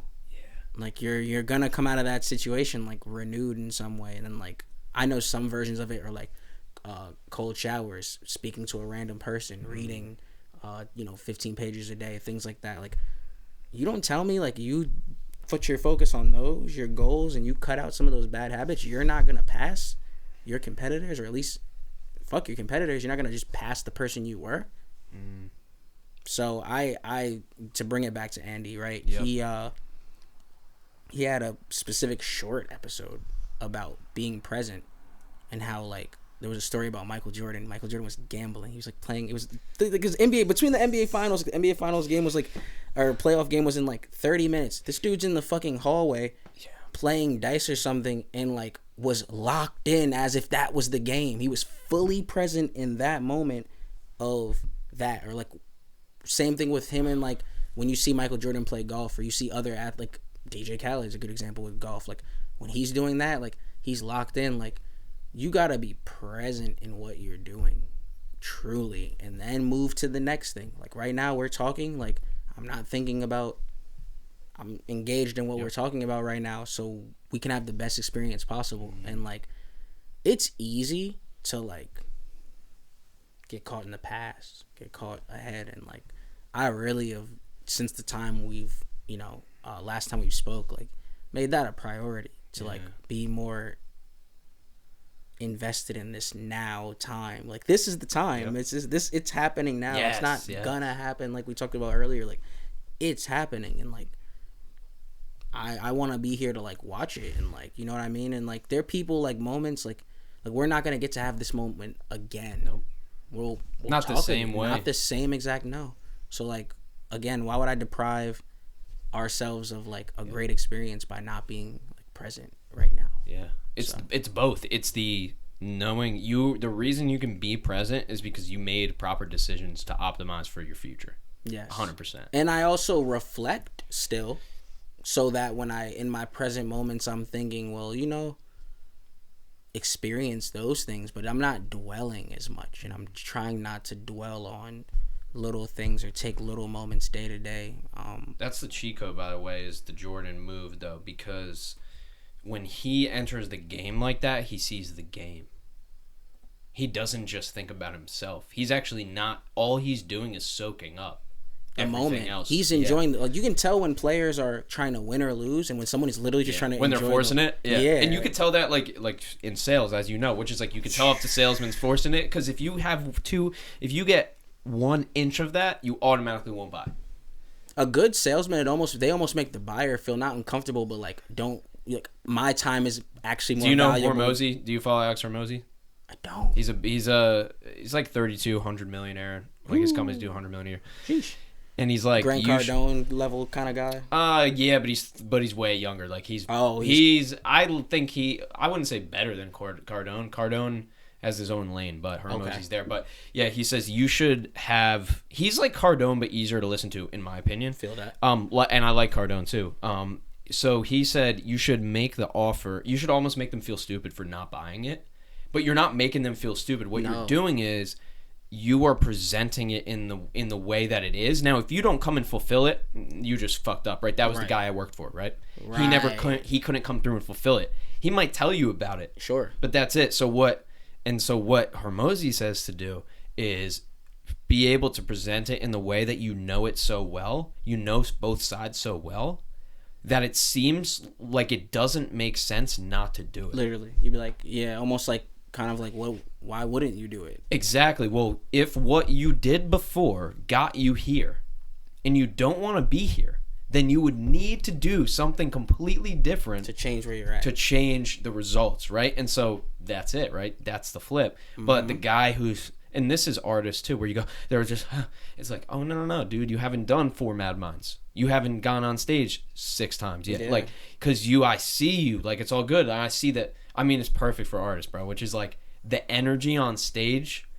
I can see if you really mean it, but I can tell that you're just, your teeth are just grinding. Yeah, are you comfortable We've with what been you're doing? there 100,000 times. Or are you really, like, or are you actually, like, it's crazy. Same thing, bro. I've done a show where maybe I wasn't as present as, like, the first show I ever did, where, like, that moment, like, I can almost, in my mind, transport myself, but it's cool, because, like, I think sometimes when you, like, go in your mind, you look at old events or whatever, maybe it's different because maybe you weren't present. So you're almost looking at yourself. Yes. I'm actually, with that moment, I was so present. When I think about it, it almost puts me right there, because I'm like, oh my God, I was really present in this moment. And, like, that's how you have, I'm not going to say when I make this long ass drive back to New Jersey, will I be present the whole time? Maybe not. I'm gonna probably have music on. You got a lot of things going on too. Right. I'm gonna listen to some of these new episodes. Yeah, you let me know how my boy. Yo, shout out to Ivan right now, dude. Shout out to the team at Podcast Principles too. But for sure, with the audio, just specifically, I will touch on Ivan right now, just whipping it up. You let me know how it is. I just have to toss that in there. For sure, man. For my boy. No, absolutely. Yeah. But like, there's certain things, right? You're okay, like, we're not gonna be that present, but like things that like are supposed to matter, you say that matter to you. Like, my mom's coming in town this weekend. I'm gonna be as present as I can, because I don't get to see her as often as I would like to, because she doesn't live close to me. That's it. That right there, like, that alone will already make that me coming in with that mindset will make that interaction that much more special to me and her.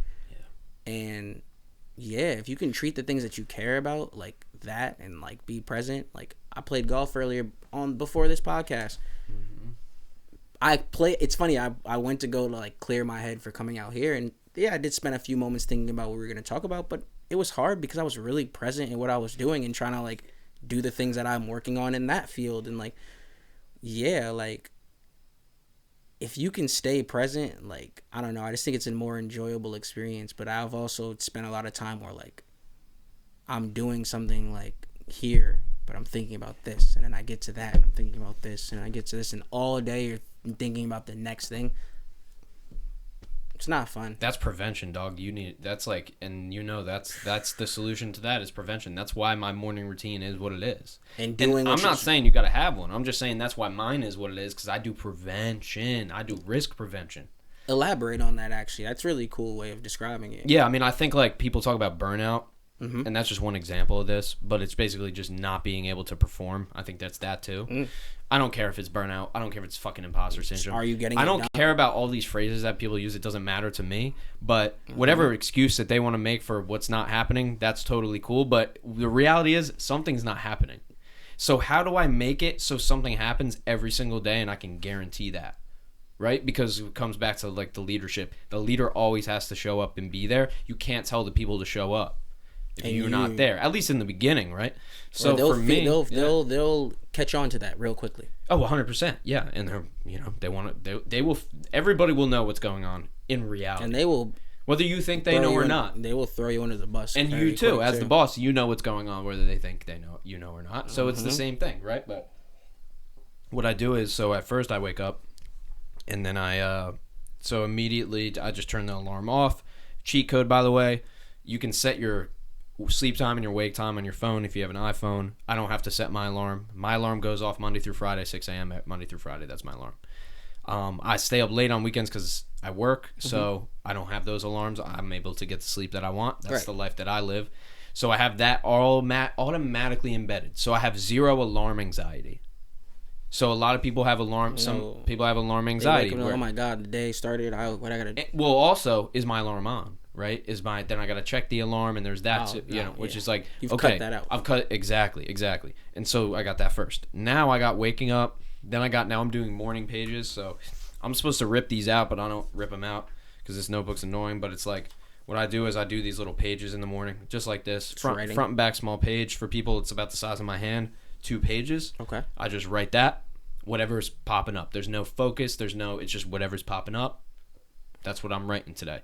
Then that's about 10 minutes, maybe. Obviously, I drink water first, so people just 1 glass of water first. Sure. And then I go right into meditation, 15 minutes to 25, depending on which I'm doing, if I'm doing guided or non-guided. Then from there, I stretch. So stretch is like 5 minutes. I like 2 stretches maybe. Same ones every single day, twice a day. Then I grab my coffee, but I don't drink it yet. And I'll wait. And then I'll do some creative stuff. So I'm writing a book, so I'll write some of the book. Nice. I'll make beats. I just like to do all this creative, like different types of creative things because I've been writing for work because I write content. Right. Like I have 10,000 followers on LinkedIn now, so people are actually like seeing my shit, and that's why I've been able to generate the following. Crazy. Well, that's how the business is run off that platform. So I mean, that's a whole can of worms to get into, but we'll talk more about that. 100%. I love talking about it. I talk about it on a lot of podcasts now. It's fun to talk about. So 6 something to like 7:30 is my creative time. Then at 7:30 I create my posts for the day. So I write. So I type. I have 2,000 plus posts saved. So if I need inspiration, I can go just pull from something else. And then I'm on there for about 2 hours, maybe till like 9:30, 10 o'clock. Then I'll answer a lot of my messages, you can check my emails, go through all those, and then I'll eat breakfast, and then it'll be like 11 o'clock I'll start meetings. And then it'll be meetings till like 2, 3, 4, and then I'll have a break to work out, and then any night meetings and podcasts. And then that's the day. It requires so much discipline the way you have your day set up, like literally so much discipline. Like that's so great. Like honestly, I got somewhat of a routine from traditional 9 to 5 because like you have to work around that. Oh, and I was there. And of course you know for that. Years, yeah. But like, no, that's incredible that you were able to like have this routine. And the way, and also the way you just described it too. I know you're in your routine because like you were able to like. I just gave you my day today. Yeah, right. And I didn't have the meeting, right? Like today, it's Friday. Right. I had 2 podcasts today. So I was supposed to only have 1 meeting. That got canceled. I couldn't control that. So okay, dope. Then we're rolling to the podcast. I'm probably working on a couple things in place of that meeting. But yeah, not every day is exactly the same like that, but that is at least for the past 2 weeks I could say that's been every day. Because you've had a baseline that even if it's somewhat a little bit different, there's a framework. So what I can do is I know I have levers that I can pull because I got this from Hermosi too. Like I have levers that I can pull where if something, say there's a dip down where, oh shit, for some reason I'm not getting as many booked calls right now. I need more meetings. Then I have 1,100, 1,200 connection requests where I can just go through and scan and be like, no, you're not ideal. You're not ideal. You're not ideal. I see these profiles and then I find somebody, okay, You're ideal. Okay, now I'll send the message. And I can do 5, 10, 15, 20, 50, 100 of those. Now I'm back again. So I have a different lever. So you got to have the same as your arms. You got to have your levers within your arms. Because That's wait, true. my plays on Spotify aren't popping right now, but shit. All good, bro. Focusing on TikTok. I got 10, 20, 30. Let's pull. Bet. Let's pull TikTok lever. Let's run email list, right? That's what I'm... To strengthen this back or pull back into that. Absolutely. Exactly. Those are your strategies and then your tactics. And I learned that the other day. I was calling them the same thing. Like the mission, me and my boy we have a thing now. It's cool. EDP.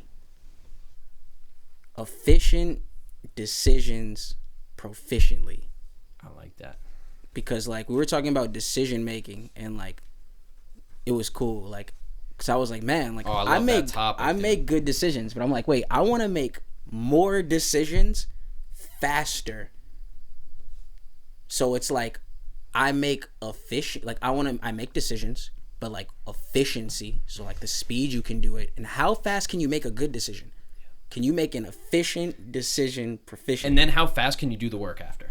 Exactly. Like, can you do the work immediately because you don't have anything going? Like, nothing's that important, really. Can't you just do it right now? Like, then that's the second part. And I think again, that's the bandwidth of it, right? Because if you sit and you're like, I'm teetering on the idea, then you don't want to sit because like when you fight, you're not even that confident in the idea. So now, how are you confident in the work you're doing? Yes. But if you're like, no, I'm doing this the move, and like, fuck everything else. Now when it's time to sit down and do the work, you have a clear decision and framework. Like you just gave me your framework of how your day's looking. That doesn't leave a lot of room for like emotions or feelings to influence. And of course they do, but like that shouldn't really. Bro, I gotta take care of them, and I have about 5 to 10 minutes to handle them until I go to the next thing. It's like I can't. You don't have time to. No, I literally don't have the time, and now I get it out in other ways. Like for sure, like I try to be healthy about that. Like I said, whether it's the working out or meditation, even golf now. So all my friends play golf, and like that's been really good. Like we're gonna get you out there, dude. I need to, and I'm not out there as much. Yeah, dude. If we can make that happen, I would love to. We can definitely make that happen. I would like to be a part of that. Okay, let's go. Let's do it. Let's go. Course combos. Part 3. Let's go. Yeah, part 3 of the podcast, dude. Course combos with the Bobcast special, dog. That's it. On the road, dude. For real. I'm with it. Let's go. What's the course? Oak Hill, yeah. Oak Hill, live from Oak Hill. Live from Oak Hill, baby. What's up? First podcast out here. I'm a ball. Dude, I got one for you. So I thought of this one. This is my strategy, by the way. I know other people will run into different, they do different things. But my ruthless consistency over relentless perfection. Ruthless consistency over relentless perfection. Consistency first. Yeah. But you could put this both ways. It's about the quality of your quantity. No, of course. Right? Absolutely. So, and then like you have to really care to be consistent to then eventually, and like I like relentless perfection because it's almost an oxymoron, right? So is ruthless consistency, because consistency would imply that you're doing it, which is like requires being sometimes ruthless. Sometimes you gotta like say no. Sometimes you have to not be the nice guy to like get something done. Absolutely, that's fire. Actually, I really fuck with that. Like that makes perfect sense. Like even though it's conceptual, it's something that you can take and be like, you know what? How can I take this and like apply this to my day or like this? If there's an example, exactly. If there's an example. If there's this. Then then okay, great. I got a little thing for that. Mm-hmm. Those are the start building. It's like I've been building those, and you know how? Because I'm fucking writing. It's part of yourself. Exactly. Yeah, what are you writing? I'm talking to people, and I'm also seeing, like my approach to it. By the way, like my strategy is commenting, and so I make comments that people like. Yeah. So like I get to see what the human behavior is. So I get to see what people agree with or don't. Mm-hmm.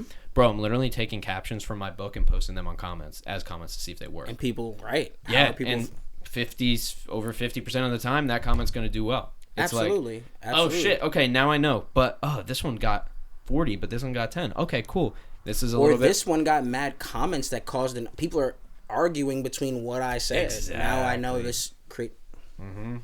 No, that's bro.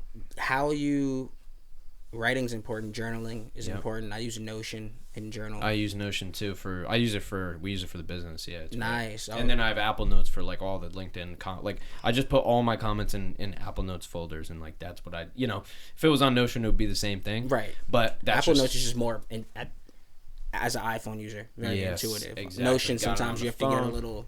Gotta develop Notion, but I like Notion. Yeah, you gotta organize. I got Life OS on there. Oh yeah, that's like a Dyrdek thing. Huh? Yeah, it is. Like that's similar to what he would do. Is what I'm saying. Yeah, and it's like I could be more diligent with using it for sure, but even we all could. But even just having certain like things outlined and like writing down what I wanted, it was crazy, bro. For the first time ever, I wrote down like what I wanted to like make financially for the first time, and like first time ever writing it down. And shit started happening to make it possible, and I was like, "No, like it couldn't." Because everybody was like, "Yo, it won't." Like certain things, like, "Oh, don't happen," so you write them down. I'm like, like I've made things happen without writing them down. Like, just like you got to be consistent and make sure that's still write it down. Yep. I truly like have to be a proponent of that now because it's literally happening. And it wasn't happening the way I wanted to before I wrote it down. But once I wrote it and put it on paper and broke it down into how I wanted it to go, even if it's not going to go in that exact breakdown, it's just the intention. Dude, I had a guy, I was going to say, I had a guy on, David Meltzer. He, Sports One Marketing. Oh, okay. It's like a big sports marketing company, and he was running that, and then I think they went under during 2008. And he went completely under, like had to sell his mom's house that he bought her and all crazy stories. He was on the podcast. Like he's got a crazy story, man. Definitely tuning in. But yeah. His story is actually, just to like touch on it for a second, like basically owning golf courses, country clubs, parks, all different types, casinos, like things like that. That kind of real estate. That kind of rich and that kind of real estate, to losing everything and then building it all back up again. And he says something that you said, intention. That's exactly what he said. He said, sure, you can manifest the red Ferrari, but you need the attention. Sure, you need the attention, but you need the intention matched, and then the work, and then the work and the consistency get you the luck, and then the luck gets you and the consistency get you the opportunity. And it's like this mathematical equation that he lays out. And I'm like, if you just hit all those points, like all the points that are in your control, then you step away, because then it's like now you can't force. Right. You just got to let the world do it. You know what? In terms of that record we talked about in the beginning with Dev, and he made a cool comment when we spoke about it. He was like, yo, this is the first time promoting a song I felt like I did everything. Every way I could promote it and get it, I did. And even if some of those promotion efforts were like small, or some of them like maybe like some of them didn't pan out exactly how he saw in his head, all of that intention and all of those moving parts made it where something could happen and something could spark off of that. I cannot agree with that more. Like all of those things, like you said, the intention, the work, consistency, then luck. By that point, it's not even luck. It's just like a byproduct. It's a byproduct of it. No, it's annoying. It looks lucky. It's annoying to call it luck. Your boy Dyrdek, one of my favorite quotes. Make your own luck. Exactly. I almost like. Does he still own that? I don't know if he ever owned that. Remember, he used to have the shirts. Oh yeah, for sure. No, I mean, I think it's still part of the brand. I don't know. I don't know the details. If it's not, because I would love I'll have to use my one DM and be like, Rob, we've a question. Is it under the LLC, whatever he's got? Because that shit's so like real to me. Like I used to love that quote. Like you gotta make your own luck. Yes. 100%. You can do that. Earn shit, it. Though. You gotta earn it, man. It's gonna come if you do the right things, because you eventually. You are going to be the man or woman for the job. Eventually. If you stay around, stick around. That's like, it. You got to match your personality and your strategy, man. I just think not a lot of people stick around long enough. Oh, that's the fact. Or they just stop. They just stick around the same place too long, and now they're the guy. No, they, right. You also don't want to be the guy. You don't want to be the guy who doesn't know how to evolve. Yeah, exactly. Either. Exactly. Like, That comes back to the comfort crisis, man. Comfort's not always. We've only lived this way as how we are as Homo sapiens for, I think it's 0.005 4% of our existence has been that. So you can imagine that 99.996% of our existence, we didn't live like this. We lived without the abundance. The excess. There's no way we're adapted to this. No. We've adapted real well. I mean, but for sure you gotta look like you gotta fight back against it. Yeah, we're adapting, but we're also adapting to like the comfort. Bro, we brought Neuralink up on the last one, dog. Oh. Yeah. And that just got approved, by the way. Yeah, it did. Yeah, we just read that yesterday. I won't be trying that out the gate, but let me know how that goes. I had this thought this morning, and I was like, yo, there being conversations like, yeah, that was the time like before Neuralink, bro. Like those people didn't have the link. Dude, it's like, ChatGPT. like, Bro, they're gonna be like, bro, it's up? ChatGPT, dog. I'm There was linked up out times here. before ChatGPT. Dude, it's crazy. They didn't have ChatGPT. That's gonna These have be in kids 10 writing years. essays on ChatGPT, bro. Yeah, Like, and they're quickly. getting quick. Oh, I can use it for my shit. I can use it for podcasting. That thing will, I've been asking it wild Yeah, shit. I've been yeah. like, what would you do if you were a musician on TikTok? And it's like, I'll tell you. And it goes. Oh, And you it say, gave me hey, some- listen, this is my budget. These are the stores that I have near me or whatever. And like, What this can is I drop ship or what can I cook? Give me the ingredients. Here's the meal I want to make, and here's my budget. Give me the ingredients. Yeah. Yeah, it'll do all that. It's like, silly. It's silly. bro, we're not seeing like, hey, I don't give a fuck. I hate this. I won't care about it at all, and that's why I'm interested in it, because I'm not the type of person who's like, yo, dude, check out this new. Like, You're not gonna hop right on. bro, whether I it have is. enough people asking me to like give them free advice that I have to charge them now for advice on their AI product for podcasting. Like, I have so many people trying to like take every that week. route. Yeah, like a couple people a week. Like, hey, we have this new product for blah blah blah. It's like, yeah, I've already talked to 4 people who are doing this. Like, they all ask me the same things. But it's like, see, now just record a fucking video at this We're point. getting into this like thing where it's like, how much can AI replace us? How much can it synthesize our creativity, our things that make us human, and replicate it, or dare I say, enhance it? Like, What did you think about the Drake song that wasn't Drake? I reached out. Hopefully, bro, I can get like in contact with bro. Don't know what he's going through, but I did reach out to him. I know a kid who works in tech, like apps, and I reached out to him about wanting to make like a producer, like an AI producer, and like that be a thing, and like it be able to make infinite amount of beats, and like you pay. We know a guy who actually might be able to do something like this. We do. He's been on this podcast before. Nobody's steal my idea, but No, he would be the technical. He would know. Well, yeah, our buddy. He's part of a team. Him and his brother. We're Yeah. gonna we need Like to get more. in contact with him, because like Yeah. to bring it back to the Drake song. He right? already has a platform. It's just See. not. I don't know if he has the AI in it. I don't know if that's a plan. Nah. Shout out Soda Beats. Shout out to Soda Beats. Michael Yeah, and Nathan they've been Moore. a sponsor of the podcast before Yeah. too. Shout out to him.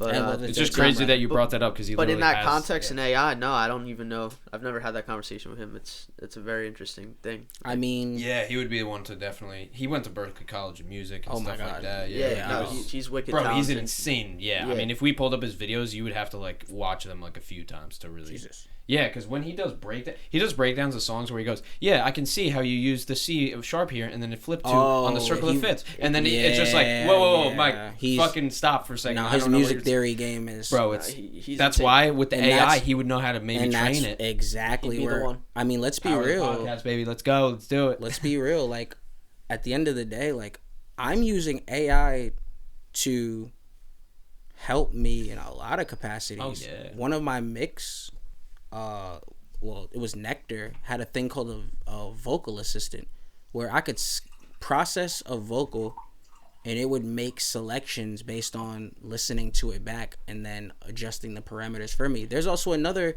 platform. Oh my God, I used to master certain songs. I would send it off to get mastered through there. Arius mastering. Arius, You yeah, send I've it heard of off. It's a robotic arm that literally puts your music through all the gear, makes the choices, and sends it back to you within 15 minutes.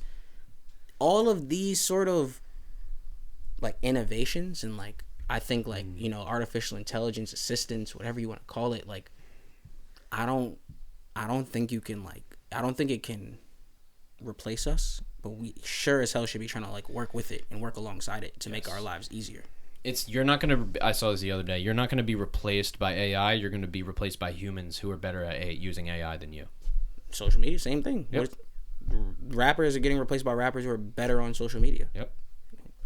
Yeah, but like what we were talking about earlier with Elon, it could be potentially the marriage of the two. Like if it's literally AI is implanted in your mind, like Neuralink, like you're gonna be competing. Oh, that is where it's going. Who don't have right? Exactly. And the person who took like, that chance. Damn, do I need Neuralink? Yeah, if I lose my job because of it, like bro, I'm trying to be the thinking, last like, guy. Okay, am I? And you're gonna be people who and have complications like, yo, he died trying to get Neuralink because he lost his job and right. You're gonna hear stories like that. 100%. Hey, how about this one? I'm gonna hit you guys with allegedly.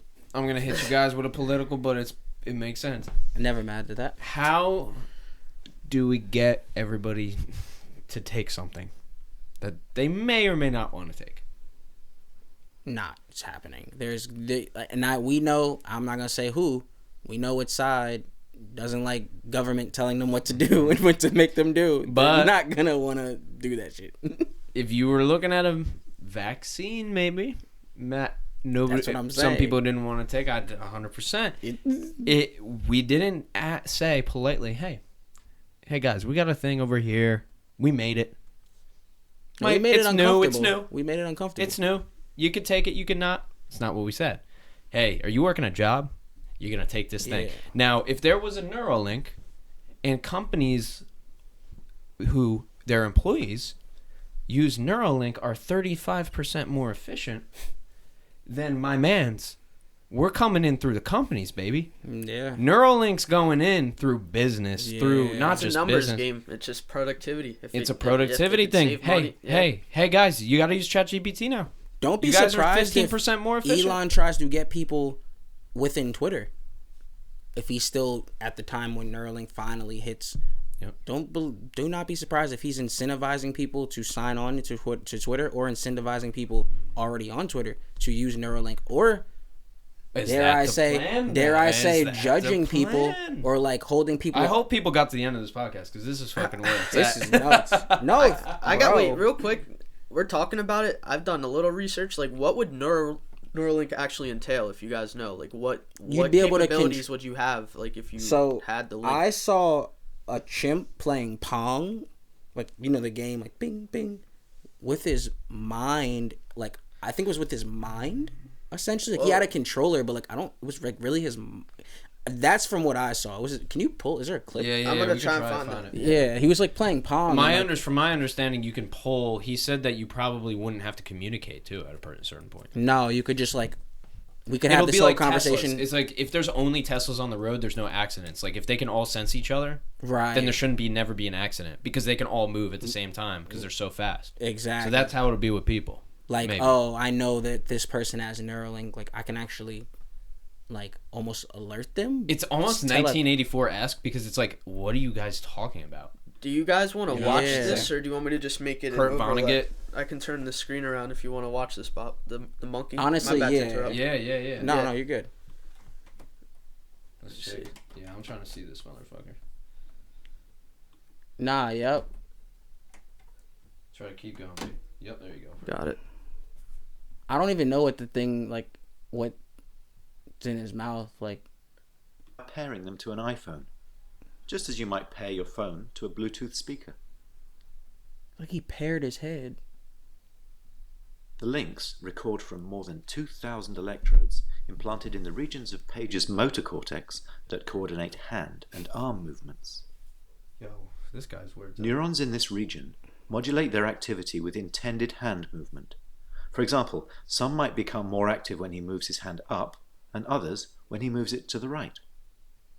I'm confused. Is it Neuralink or not? He thinks he's controlling it with his hand. We are able to predict Page's intended hand movements in real time. But he has the link. So it's a dummy. First, we calibrate the decoder by recording neural activity as Pager uses the joystick to move a cursor to targets presented on the screen. He's nice with it. As he's playing this game, we are wirelessly streaming in real time the firing rates from thousands of neurons to a computer. Using these data, we calibrate the decoder by mathematically modeling the relationship between patterns of neural activity and the different joystick movements they produce. After only a few minutes of calibration, we can use the output from the decoder to move the cursor instead of the joystick. Pages still moves the joystick out of habit, but as you can see, it's unplugged. He's controlling the cursor entirely with decoded neural activity. Alright, that's pretty nuts. He's controlling the cursor with decoded neural activity. We have a computer. Have you ever heard of one? That shit sounds sinister. That is. I mean, this guy is where. I mean, I like that. This is what we need to have. Scare the shit out of us. No, yeah, that make video it real, right man. That's the video. Don't give me a guy who's like, "Hey, man, all right, so we took a monkey." Right. No, show not me what we got. That's scary, but like cool. It's cool as fuck. It is dope.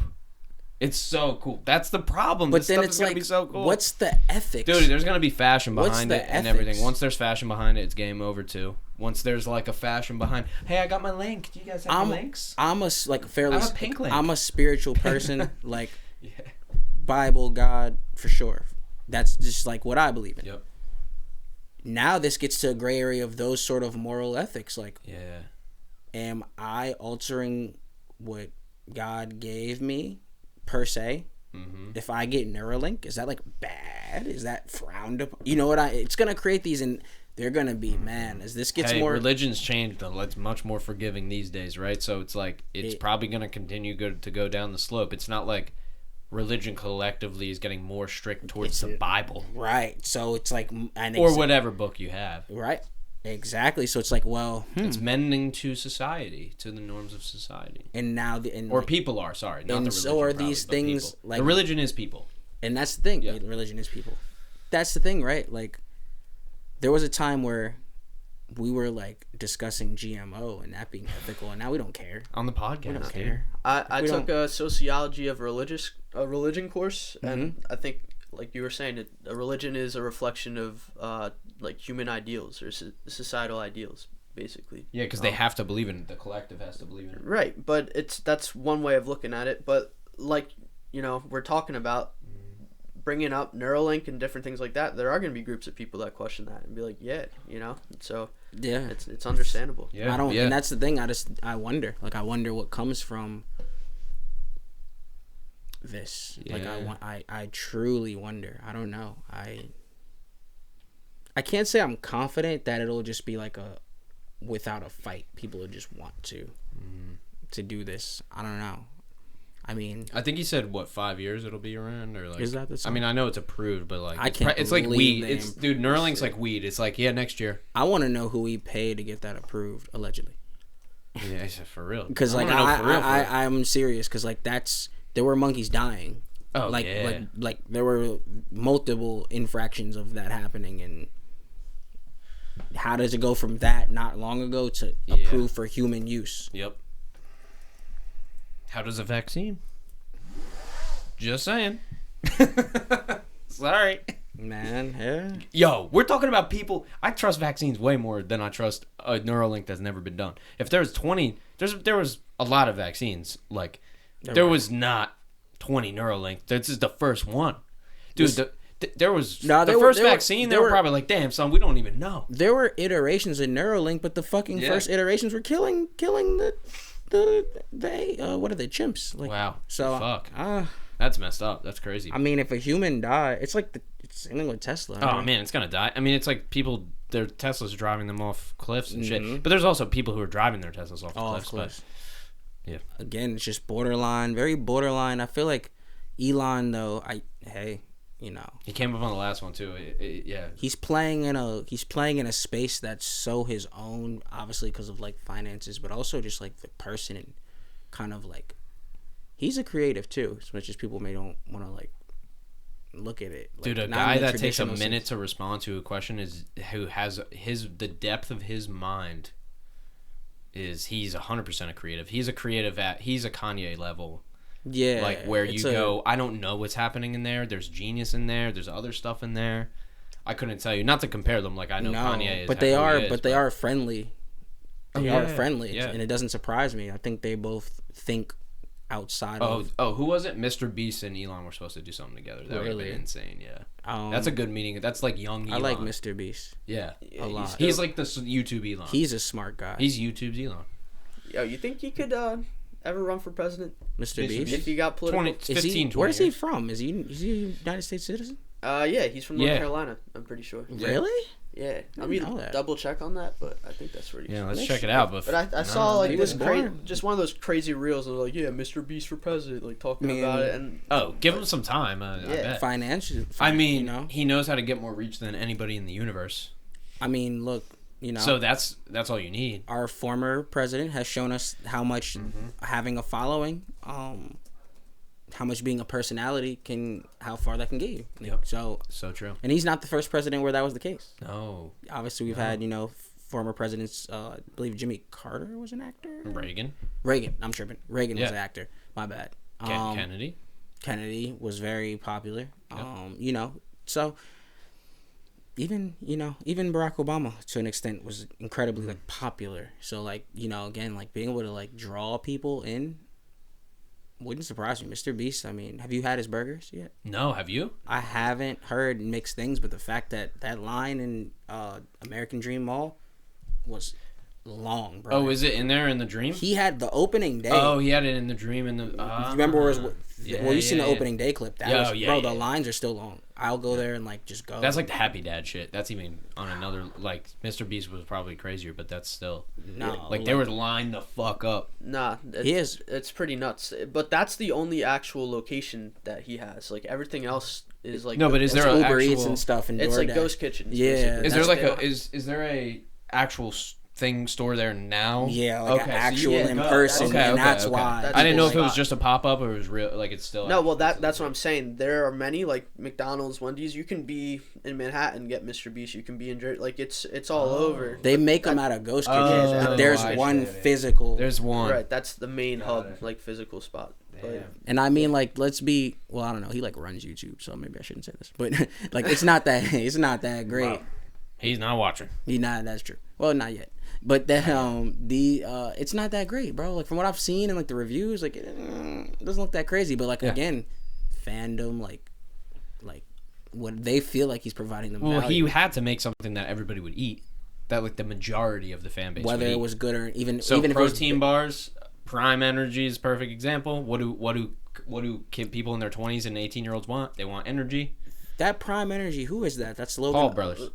Is it both? KSI. And KSI, right? Yeah. I've been seeing that around. Is it good? Has anybody tried it? Haven't tried it. I have heard of people who seem objective to me that have said it's good. I haven't heard people really shit on it.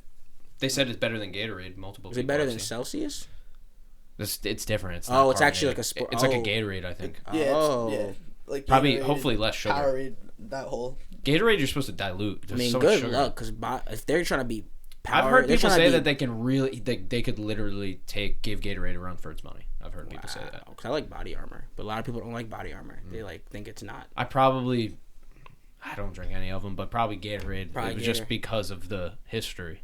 Yeah, and I mean Powerade's kind of like. It's a Gatorade product, but have you had Propel?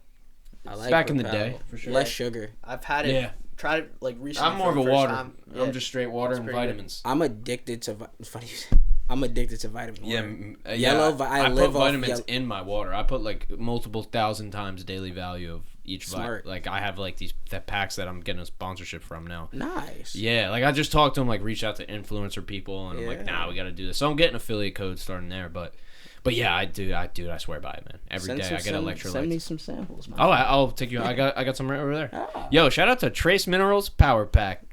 Hey, all right. I got to make sure I lock that in before this episode comes out. Yes, so I can have that code. Actually, for sure. I've promoted the shit out of them without anything. So just because I love them. But they're Liquid IV before Liquid IV. Bro, honestly, and it's funny you say that. Now's the day and age, too, where you can support a project or support a, product, rather, and project. It doesn't matter.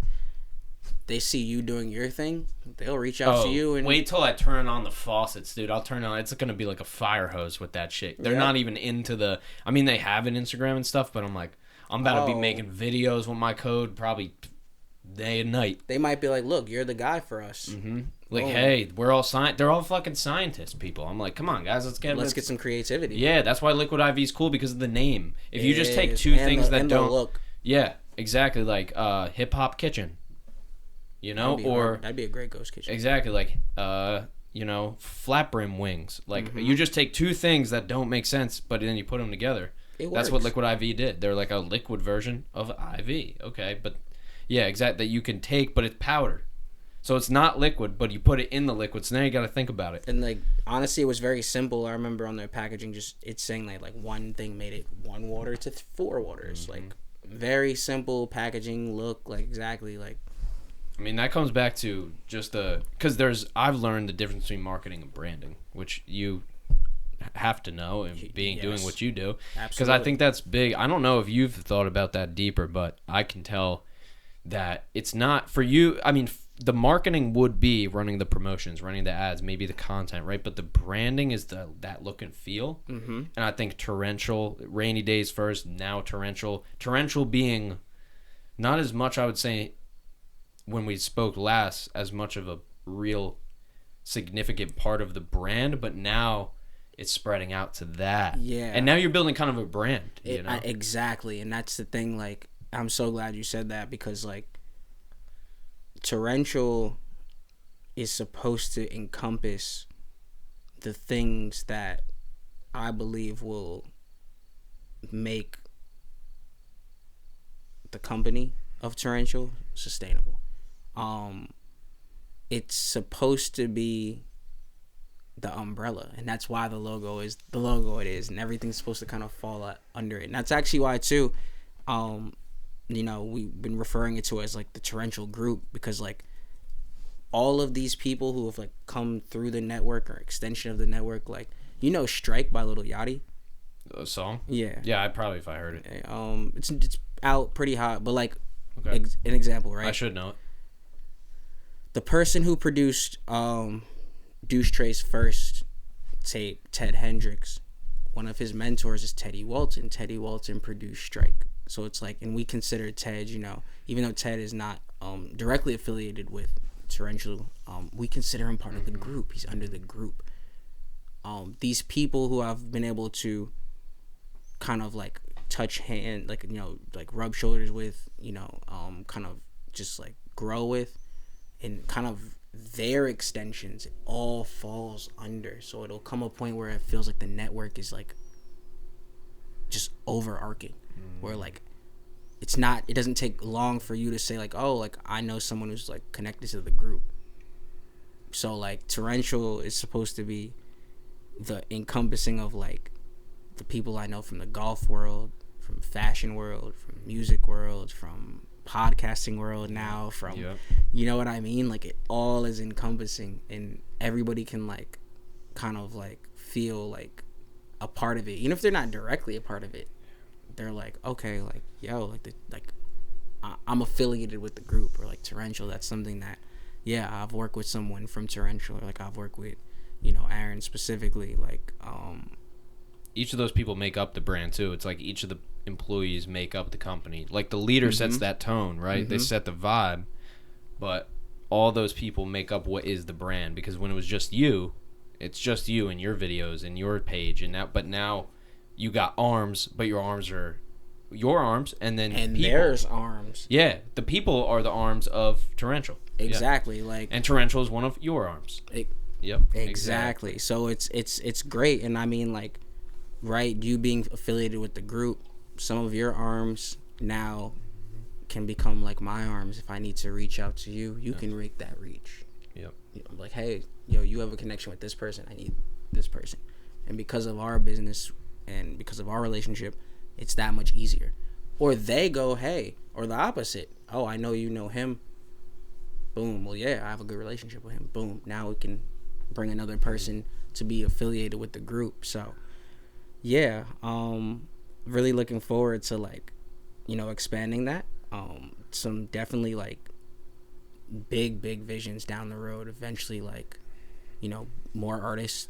Eventually, maybe sports management. And just like Torrential sports, like things of just again having it where, like, think about Rockefeller Records and how good music was an extension of Rockefeller, right? Like of Kanye getting hit to be able to do his own label comes from his deal under Jay, and now Jay transitioned to Roc Nation, him being able to put Rihanna in a space to where Rihanna could extend her hands, and now you see, like, you know what I mean, like, and then Roc Nation became Roc Nation Sports. Now they have sports management. Now they have Roc Nation, just music management, where you don't sign them for your, you just sign them this for management. This is the pseudo label that a lot of, like, this is the new way to offer that, to speak to those artists. Exactly. Like, hey, and still work with them without directly working with them. You have a great deal. Well, maybe let's look at some of your paperwork. We can look at you in that capacity, and then what's funny with a lot of those artists too. Maybe when they get out their deal, now they come sign with Roc Nation because they already are stepping stone. So I mean, I see it that way. Jay-Z is, I mean, as just a pure businessman. I mean, then you got a Top Dog. You can look at any of them. Absolutely. I mean, look at Dreamville too, and just like I'm sure my favorite example. It'll come a point where one of those artists, maybe they won't, but one of those artists might start their own label under Dreamville. Yeah. Like, you know what I mean? And Dreamville being affiliated with branding and like now the cover of 2Ks and things, and like obviously it's based mainly around J. Cole, but like him just again. He's such a great example of arms too. He was able to turn basketball back into an arm. Well, not back into arm. It was always an arm, but he really was able to. Dude, he's such the perfect example of this whole fucking thing. Dude, he's literally a professional sports player and one of the best rappers in the world, like unarguably. And producers, and label owners, and he runs a top 5, top 10 label. And his label is full of talented people who don't need fame at all. But are getting don't prioritize that. But they're getting famous. It's all about just making the music. But they're getting Boz is getting like Boz moments. Is one of my favorite rappers. Jid is huge. JID is one of my favorite. JID is a superstar rapper. Yep. Like, relatively to me, like compared to other rappers, he's up there. 100%. So like about Loot too? You ever tough. Love underrated. Luke. Underrated. Omen, all of it. Tough. Tough. And again, like Cause. Tough. Love Cause. For sure. Zendaya's a great song. Such a good song. I mean, bro. Like I just feel like, but again, that's very like overview. Yeah. Macro, but then you gotta like what does Gary Vee talk about like macro patience, like micro speed. So now to get all these things in motion that I see for maybe 5 to 10 years down the road. Dial in your systems. Gotta go to your systems. Gotta go to your day-to-day. Gotta go, like, even down to just, again, how am I handling the first 5-10 minutes of my day? The little things. Am I drinking enough water? Like, it's that important because those little things are actually influencing the big picture. Oh, man. It's actually everything. It's actually more. It's everything. Yeah. It's the most important. Let me flip it back to the other side because I don't ask everybody this. I don't know. I may have only asked 2 people this on the podcast, but you're good for it. All right. Everything that you've done, from like making the music to now spreading it to more people, now involving more people in it, in any capacity, whether it's performing or it's even what you've done in your job or the life you've built. Is it worth it? Was it worth it? The transitions I've made over time since the last time we've talked and all those decisions, absolutely. Yeah, it was worth it. It is worth it. It'll be worth it too. Like, I'll make it worth it. Yeah. Like, I don't know. I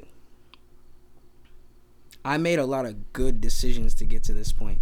And I was just thinking about that earlier. I was thinking about like, damn, like, I want to make more EDPs, more efficient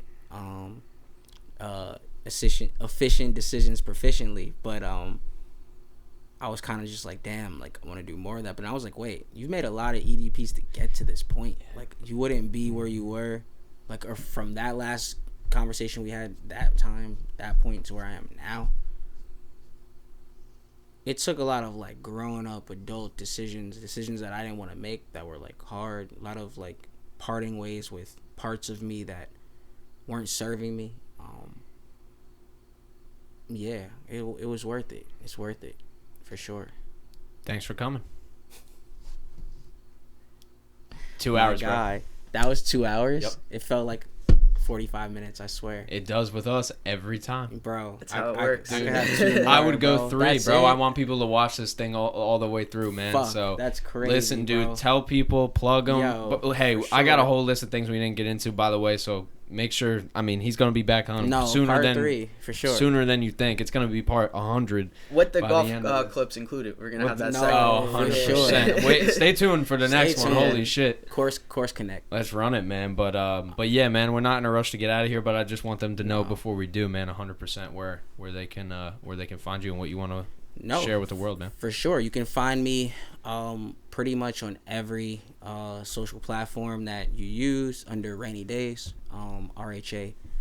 RHANEYDAZE. The Torrential Group website is on the way. New music on the way.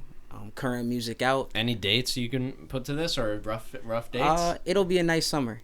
Okay. It'll be There a you go. humid summer. It'll be For me, June 9th, man. Let's go. See? Oh, you're Gemini?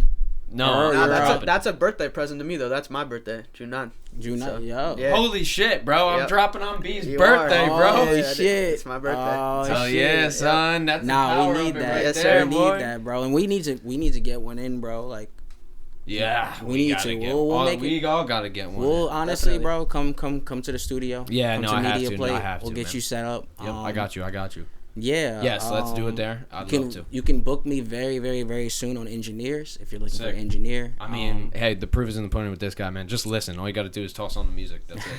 All you got to do. no, man. If you like what you hear, come Yep. connect with me in that way. Obviously, yeah, you can reach out to me for production, collaborations. Yeah, I mean, I'll throw the music video down below too. Oh, for Just sure. dropped. Yeah. Please go watch that Shooter McGavin video. It's the first video of its kind. Never been done before. Dude. So As you do, Rhaney Daze. Appreciate you, bro. This has been absolutely amazing, man. So yo, much fun. I with you, can't man. wait, bro. I I love can't it. wait to see this and just like get to do cooking. more, bro. Hope this helps everybody. Me too, man. Oh, trust me. It will, man. We got it. We ain't going nowhere. Brother B, thank you so much. Yo, man. thank you, bro. Appreciate it, Brandon. Appreciate you, bro. You The already man, know. dude. June 9th, motherfucker. June Yeah, 9th. June 9th. Yeah, Yeah, baby. That's yeah. a Friday. That is a Friday. It's a Friday with the motherfucker's It's a birthday. Friday. Yeah. Oh, Bro, shit. we're going crazy, June. We are. I'm gonna slide on Hell you, bro. yeah, Turn man. up. Slide up, dude. All right, you guys know the deal, man. Thank you guys so much for tuning in. Really appreciate it. Video version over there on YouTube. This has been Rhaney Daze. We got Brandon Ferreira on the video extraordinaire. I'll let you guys get out of here as well. And as you know, we're on every single platform, even the ones nobody uses. That's another podcast. Catch you on the next one. Peace. God bless.